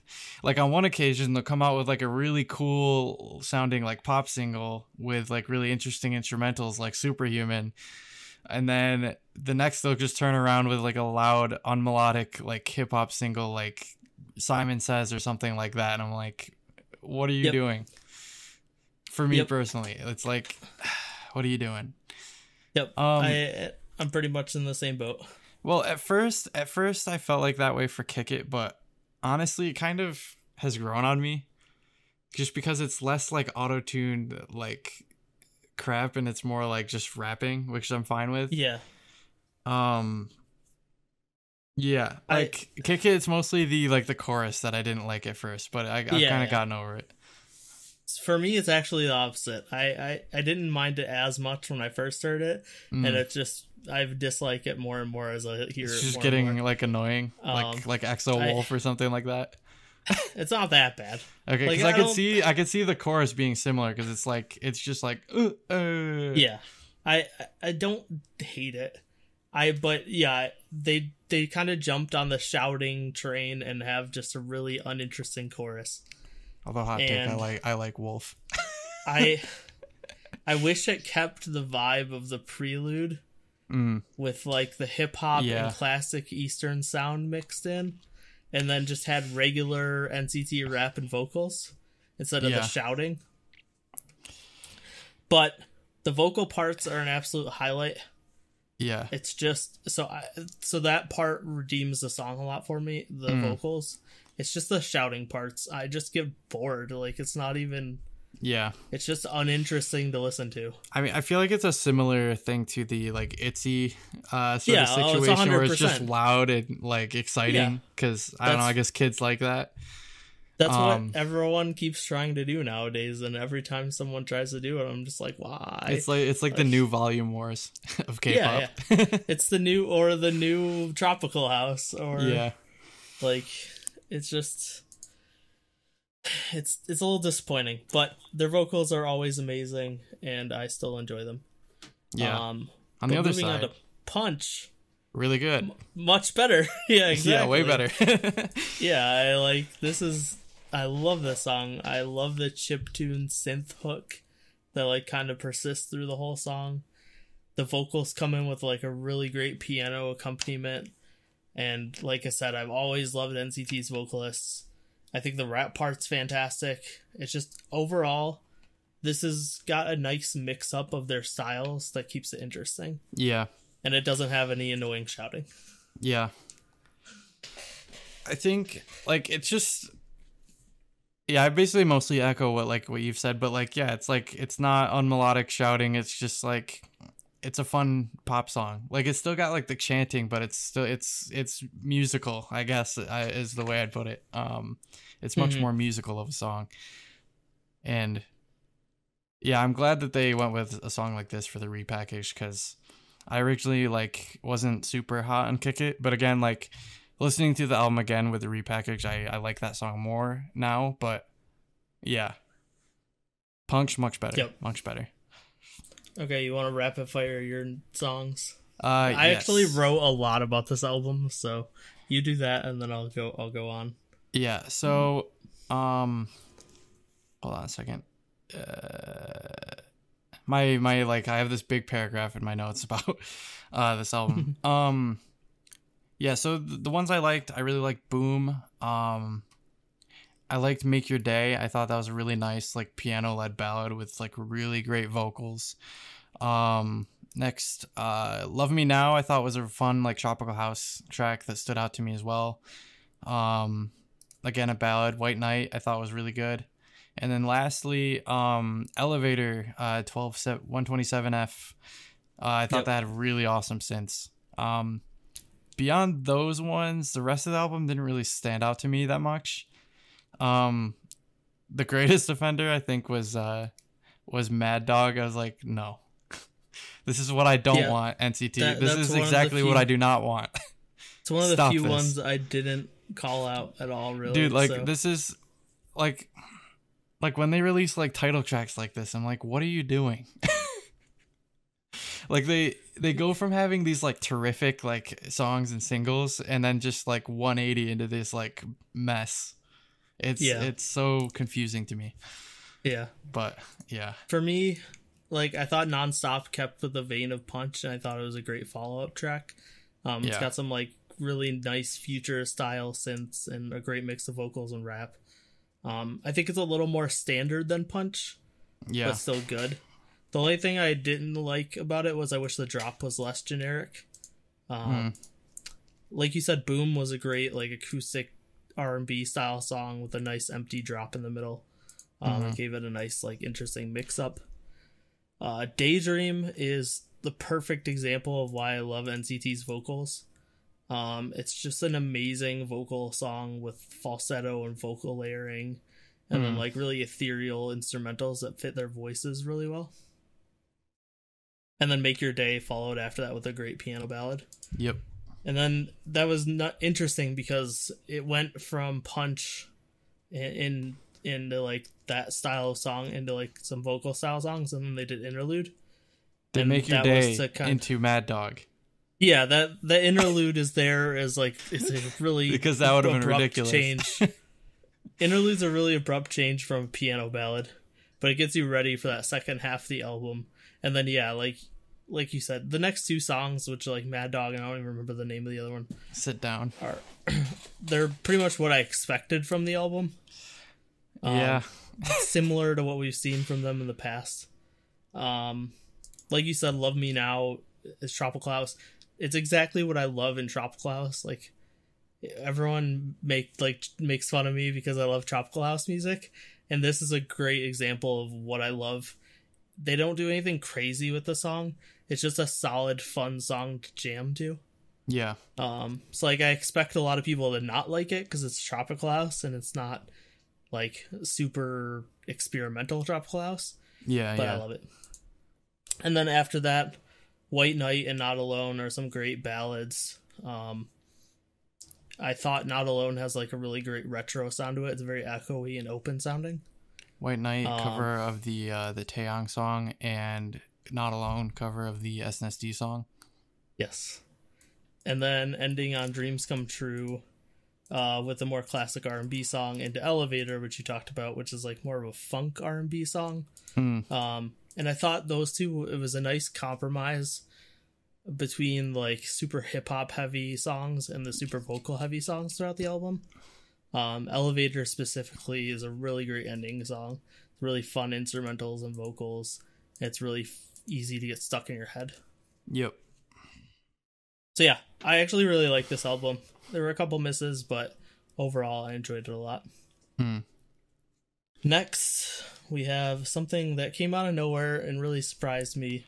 Yeah, it was not what I expected, but for a couple reasons for me. Well, I didn't expect it was even going to exist. Yeah. So we have Ryu Sejeong, or Tiger Eyes, which she is one of the main vocalists from Lovelyz. So can I go first on this? Yeah, go for it. I was just gonna say I did not expect her to even have a solo. Yeah, like it just. So like this album was totally not what I expected from Sujeong, like for a couple reasons. Like right from the get-go, like the intro with Be Cautious, the like electronic instrumental signals right away that it's different from usual. Like it's completely different from what I'd expect from somebody from Lovelyz. And then Tiger Eyes was a really good track. It was super catchy, like electronic instrumental that was like much better than expected. And then I feel like it just all goes it like goes like this, like right after Tiger Eyes. Like I was really I was like excited for the rest of the album after Tiger Eyes because the intro and that was so good. And then I felt like the rest of the album was just kind of lackluster in comparison. I'm not as negative on it as you are.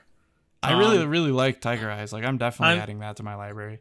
I'm with you on Tiger Eyes. I love this song. I thought it's got a great vibe. It's got like that pulsing synthy beat. And it lets Sujeong show off like a really sultry voice, which is like nothing you really get from Lovelyz, like you said. Yeah. And then I love that the pre-chorus like brings it back and builds with some nice vocals. And there's a lot of like vocal effects and layering, which are always nice for soloists because it helps the song feel more like well-rounded and full. Yeah.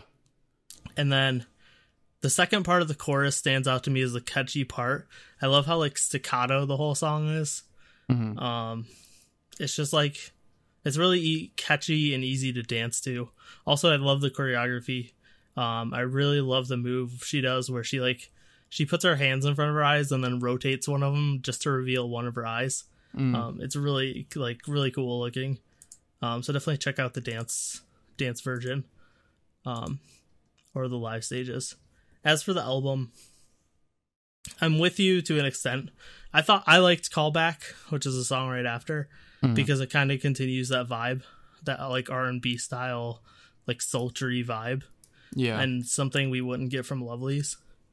And I think there's some really great production in that song. But then I'm also with you. The rest of the song after that is just like I'm not as negative. Like what? I'm not as negative on it. For me it's just like what happened? Like it looks like they took the album, cut it in half, and then put the other half of another album on the end. I mean I don't completely agree. Like it's the rest of the album is like some really good acoustic ballads and R&B songs.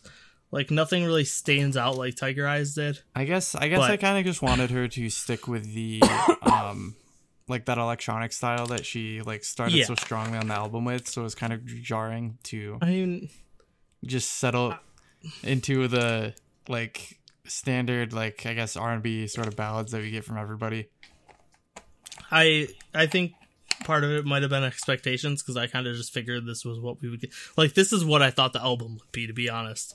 So the fact that Tiger Eyes wasn't this, well, like, so for me it's away. because I don't really like lovelies. My expectations were on the floor, and then I heard something I really liked, so they went up really high, and then you got just dropped back down again. Yeah, for me, I really like lovelies, and my expectations were like, okay, we're gonna. I love Sujeong. She's probably my second bias after Taeyeon. And I was like, okay, we're going to get a really solid vocal focused album. And that's what we got. But we got a crazy, interesting single before we got that normal vocal focused album. Yeah. Okay, we're almost done. I swear, we're hitting almost 2 hours. We're going to be about 2 hours. We got 2 more albums. Well, 2.5. Oh yeah, because one of them I'm not going to say anything about it. And I have like 4 sentences to talk about the whole album. So yep. It'll be a short one. But next we have Suga or Agust D with D2. Yes. So that is Suga from BTS, his solo mixtape. Yes. His second one. So I assume. I may not have liked D2 is, right? I may not have liked the last BTS album, but I did like this album. I thought this was pretty good. Yep.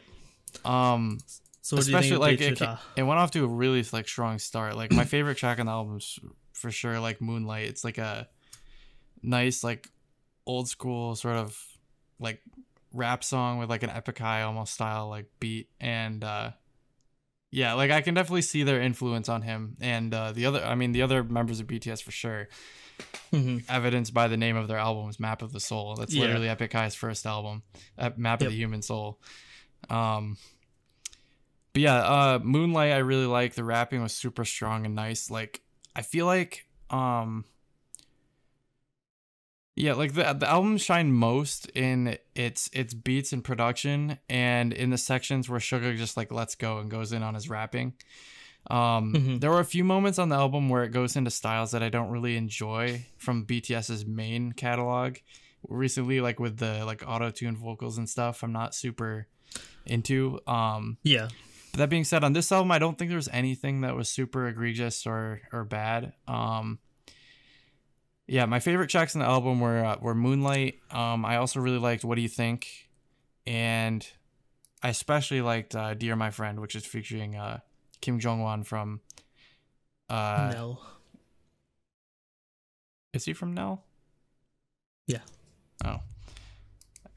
Hold on a second. He's a singer from Nell. Really? Yes. Yeah, I guess so. I don't know. No, anyways. Who did you think he was? Forget me being Where stupid. did you think he was from? No, I knew he sang on like Epic High songs and stuff before. And I know of Nell. I've listened to Nell, and I've listened to him on Epic High songs. Oh. Yeah. Okay. Yeah, I love him. Like, because that's why I love Nell. I love his voice. Yeah, because I in general just that's a weird fail moment for me. Anyway. Anyway, you made me question myself for a second. I was like, wait, am I wrong? Like, is he not from Nell? I was like, wait, really? Yeah, anyway, Kim Jong-won, he's always been like a vocalist that I like, even though apparently I didn't know he was in Nell. Yeah, like he was on Amor Fati by Epic High. He was also on a few other songs in their earlier catalog that were just as good.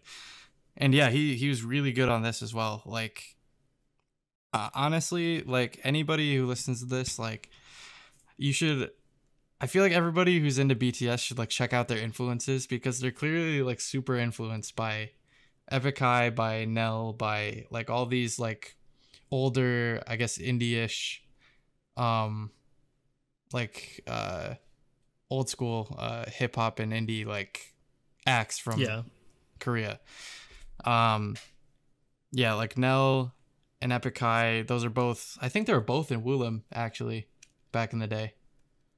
Yeah, wouldn't surprise me because they did a lot of collabs. Well, yeah, because Woollim was originally like an indie company. Like they didn't make idol groups until Infinite. Yep, they were Nell was under Woollim.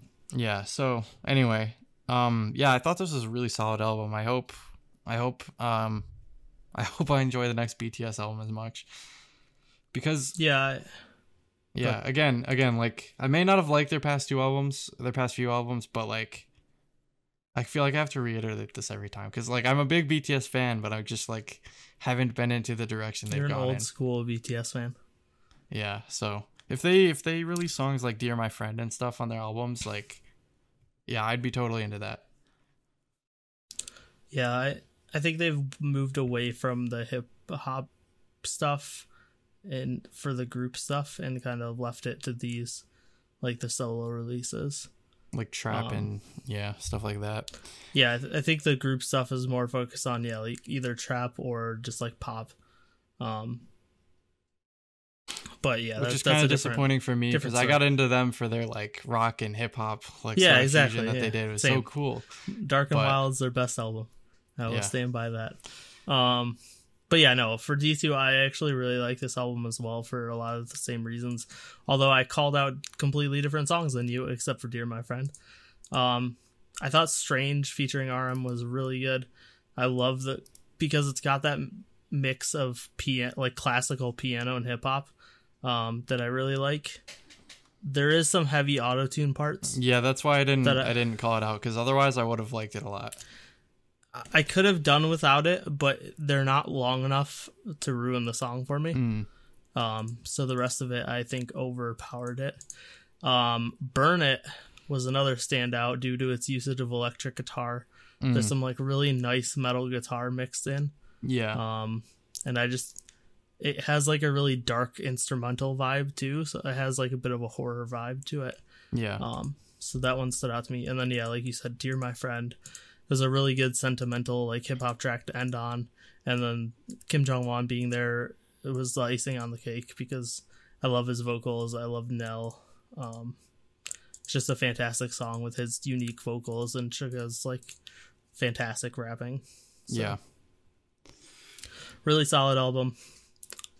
Next we have Baekhyun's Delight, which sounds like, Jacob, you pretty much didn't have anything to say on it. Yeah, I mean, I wouldn't say it was bad, but I feel like Baekhyun isn't really treading any new water with this album. I think it was largely like just the same sort of like R&B stuff he was doing on his last mini album, which I thought was really good, actually. But on this, I didn't feel anything new that I really liked, I guess, and it felt a little too homogenous, like song to song. Like everything kind of blended together. That. I don't really remember any of the songs from it. Yeah, I'm kind of in the same boat. Because, I pretty much didn't really call out too much unique. But like you said, the whole album is just solid R&B tracks. Yeah, like it's not bad. It's just like I don't think I needed it, I guess. Yeah, the two songs that did stand out a little bit to me were Poppin' and Ghost, because they're instrumentals. I think his vocals are solid throughout, which you'd expect. Yeah, I mean, he's one of the best. He's definitely one of the best vocalists in K-pop. So, I think Ghost. What stood out to me with Ghost is actually it reminded me kind of the stuff that Jonghyun put out. Yeah, I could see that song specifically, but even some of the other stuff kind of had that vibe. But yeah, overall, I agree with you where it's like he didn't really like do anything exciting or new with this album. He kind of just stuck with what he's really good at, which isn't a bad thing. But there isn't a ton to talk about. Yeah. All right. And finally, the last album, 2 hours, which we have Andrew put up a review for, which a couple days ago. We have one of our fancy, intricate reviews out. So please go watch that and give it a thumbs up. Yep, Andrew put a lot of work into it. So Andrew put a ton of work into it. He's also going to be doing one for Eyes One, I believe, which comes out this week. Yep. So look for that in the near future as well. But we are going to be talking about Twice as More and More for the final album on our list of like 178 songs was the total playlist that we had to listen to get prepared for this episode. So yeah, what do you think of More and More? to start it off? So at first, I was not a fan of More and More. Like, I didn't like it for a similar reason. I didn't like Dance the Night Away originally. Like, it felt like it was going in a similar direction to that again. Also, because it's kind of like a similar track to the kind of things we were getting around like the summers of like 2016, 2017 in the US. Yeah. So it's not super original. That being said, it's definitely grown on me a lot. Like, I actually really like this song now. Partly due to the great MV that it came out with. Like, I love the kaleidoscopic like visuals that they had going on. Yeah. So for like B-sides and stuff, I really liked Oxygen, which I liked that they went with like the really airy vocals, which is like goes really well with the title of the song. And then Make Me Go was also really fun. The bass line and like whisper vocals and Make Me Go was really, really fun. And then my favorite song on the album is probably Shadow. I really like Shadow. I really enjoyed like the laid back vibes they went with for this song, with like the really, really smooth synths and the instrumental. Yeah. Like I think Shadow's the one I've listened to the most. And then lastly, Sweet Summer Day was also a standout. It's just a really, really fun, sugary, sweet, cutesy K-pop summer track. Yeah. So yeah, for me, More and More, it's interesting because it's a tropical house song, but I think it has a lot of things going on in it that are different from normal tropical house songs. Yeah. So it stood out to me for that. I know a lot of people on Discord weren't really a huge fan of the hook. And I can see why. Like how repetitive it is. Because how repetitive it is. It kind of goes on long. But I actually really enjoy it. And I really like the drop after that part. Where the vocals and the vocal synth go really well together. I did get some shit on Discord though, because I think this is one of their least interesting choreographies. Because I thought this was a good choreography. I'd be with you if you said it was one of their least interesting title tracks, which I'd agree with, but I like it. Well, I mean, like it's miles better than Dance the Night Away. You know how I feel about that song. That's also, I think that's also true. That it is one of their least interesting singles, but I still like it a lot. Yeah. So the choreo, Sam and Cooper were giving me shit because they were saying this is like one of the best K-pop choreographies of the year, because how technical it is, and I can see that.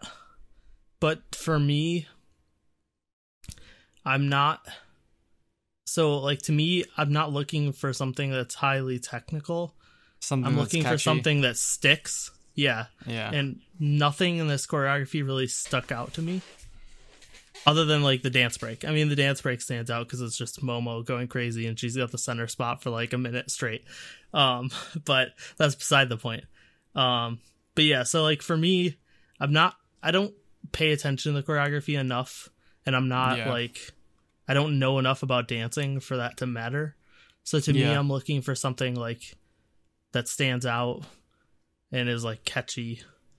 And this song really didn't have that. During the Truly Daebak Awards and stuff, I kind of let everybody else like duel that out because I feel like I don't know enough about choreography to be the like end all be all, I guess, on this situation. So I'd rather be a tiebreaker.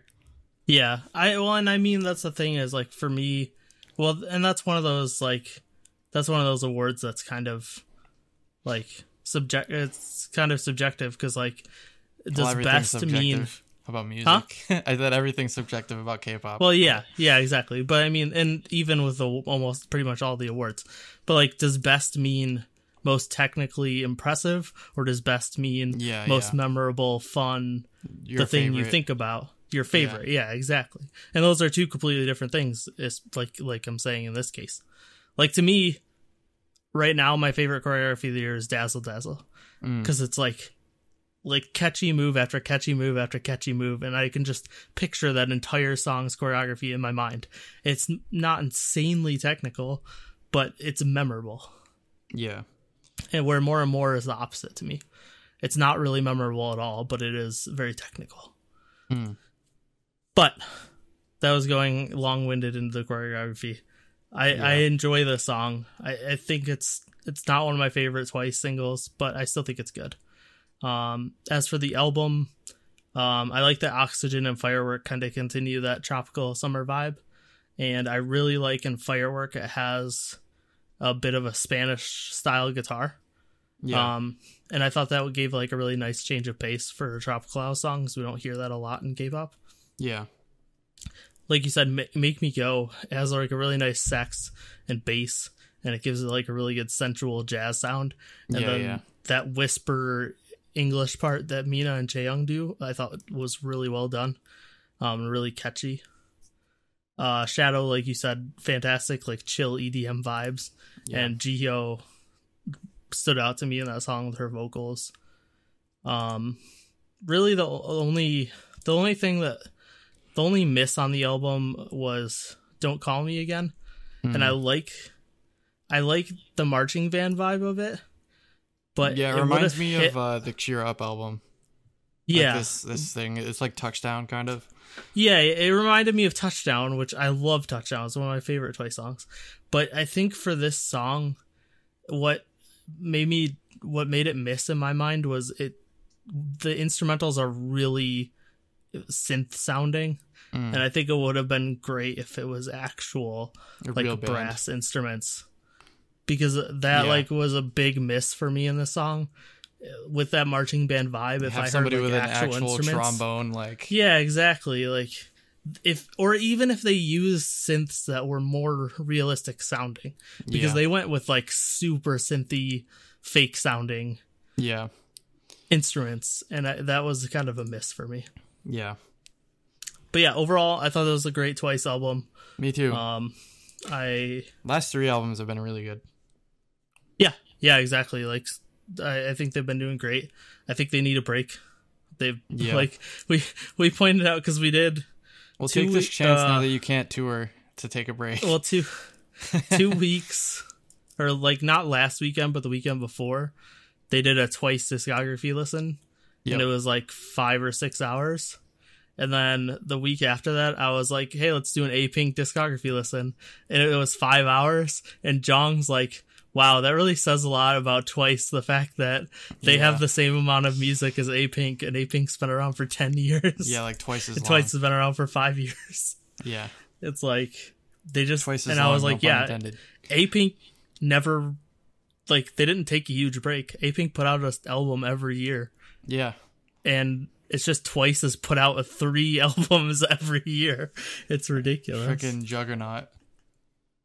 So I think they deserve a break. But I think they put out some really great music recently. Yep. And overall, that's it for the episode. But I think literally everything we covered, there was nothing bad that we covered. Yeah, there was nothing obscenely bad this time. Like there was a few releases. There's a couple releases I wasn't blown away by, but yeah, overall this was a really, really good like collection of music. Yeah, I would highly recommend you go listen to pretty much everything we talked about today.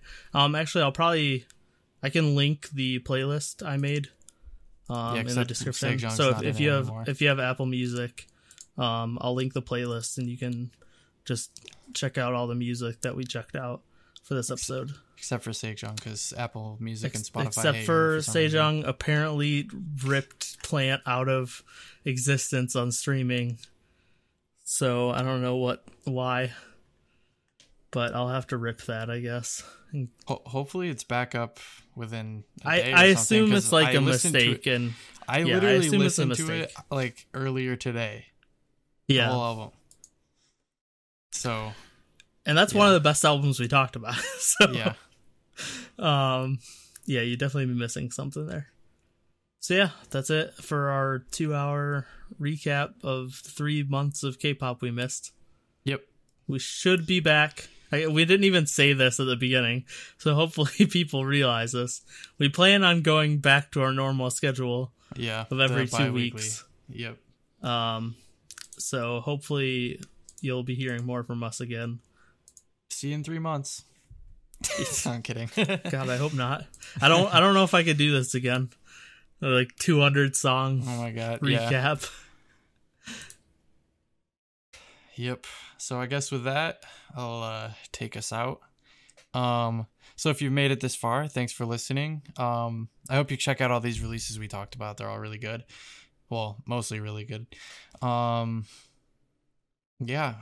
Discord if you want to join our community. There's a lot of cool people on there. We do a lot of cool events like song ratings, fantasy league, discography listens, etc. Yep. Speaking of that, listen to the episode Nate was of Believe in K-pop where Nate was a guest. Talked all about. I should have mentioned that at the beginning because people that are 2 hours into this podcast probably already listened to it. But yeah, I was on an episode of Believe in K-pop, which is a podcast made by Emily I-dle. And she interviews like fans of K-pop, I guess would be a good way to describe it. So like she'll interview either a member of a specific fandom or content creators like us, to just talk about an aspect of being a fan of K-pop. Yeah. And I did an episode on our Discord basically. So she was really interested on how our Discord worked and how we kind of created this nice tight-knit family of we have a really active Discord, even though it's pretty small in relative standards to other K-pop Discords. So she was kind of interested in the events we did and how that all got started. So please check that out as well. Yep. And I guess for that, please subscribe to the YouTube channel. Leave us reviews on the podcasting services and whatnot. Helps a lot. And check in with us again in 2 weeks. And stay happy. Tonight. Stay tonight. Stay tonight. What? It's the Chungha song. Oh, that's true. Stay tonight. Stay throbbingly tonight. Throbbingly tonight. This is not the Truly Daebak show, and we are not the normal hosts. So we are Baron and Sam. If you combine that, you get Bam. We're two mods of the Truly Daebak Discord server, and because Truly Daebak is on hiatus right now with the COVID-19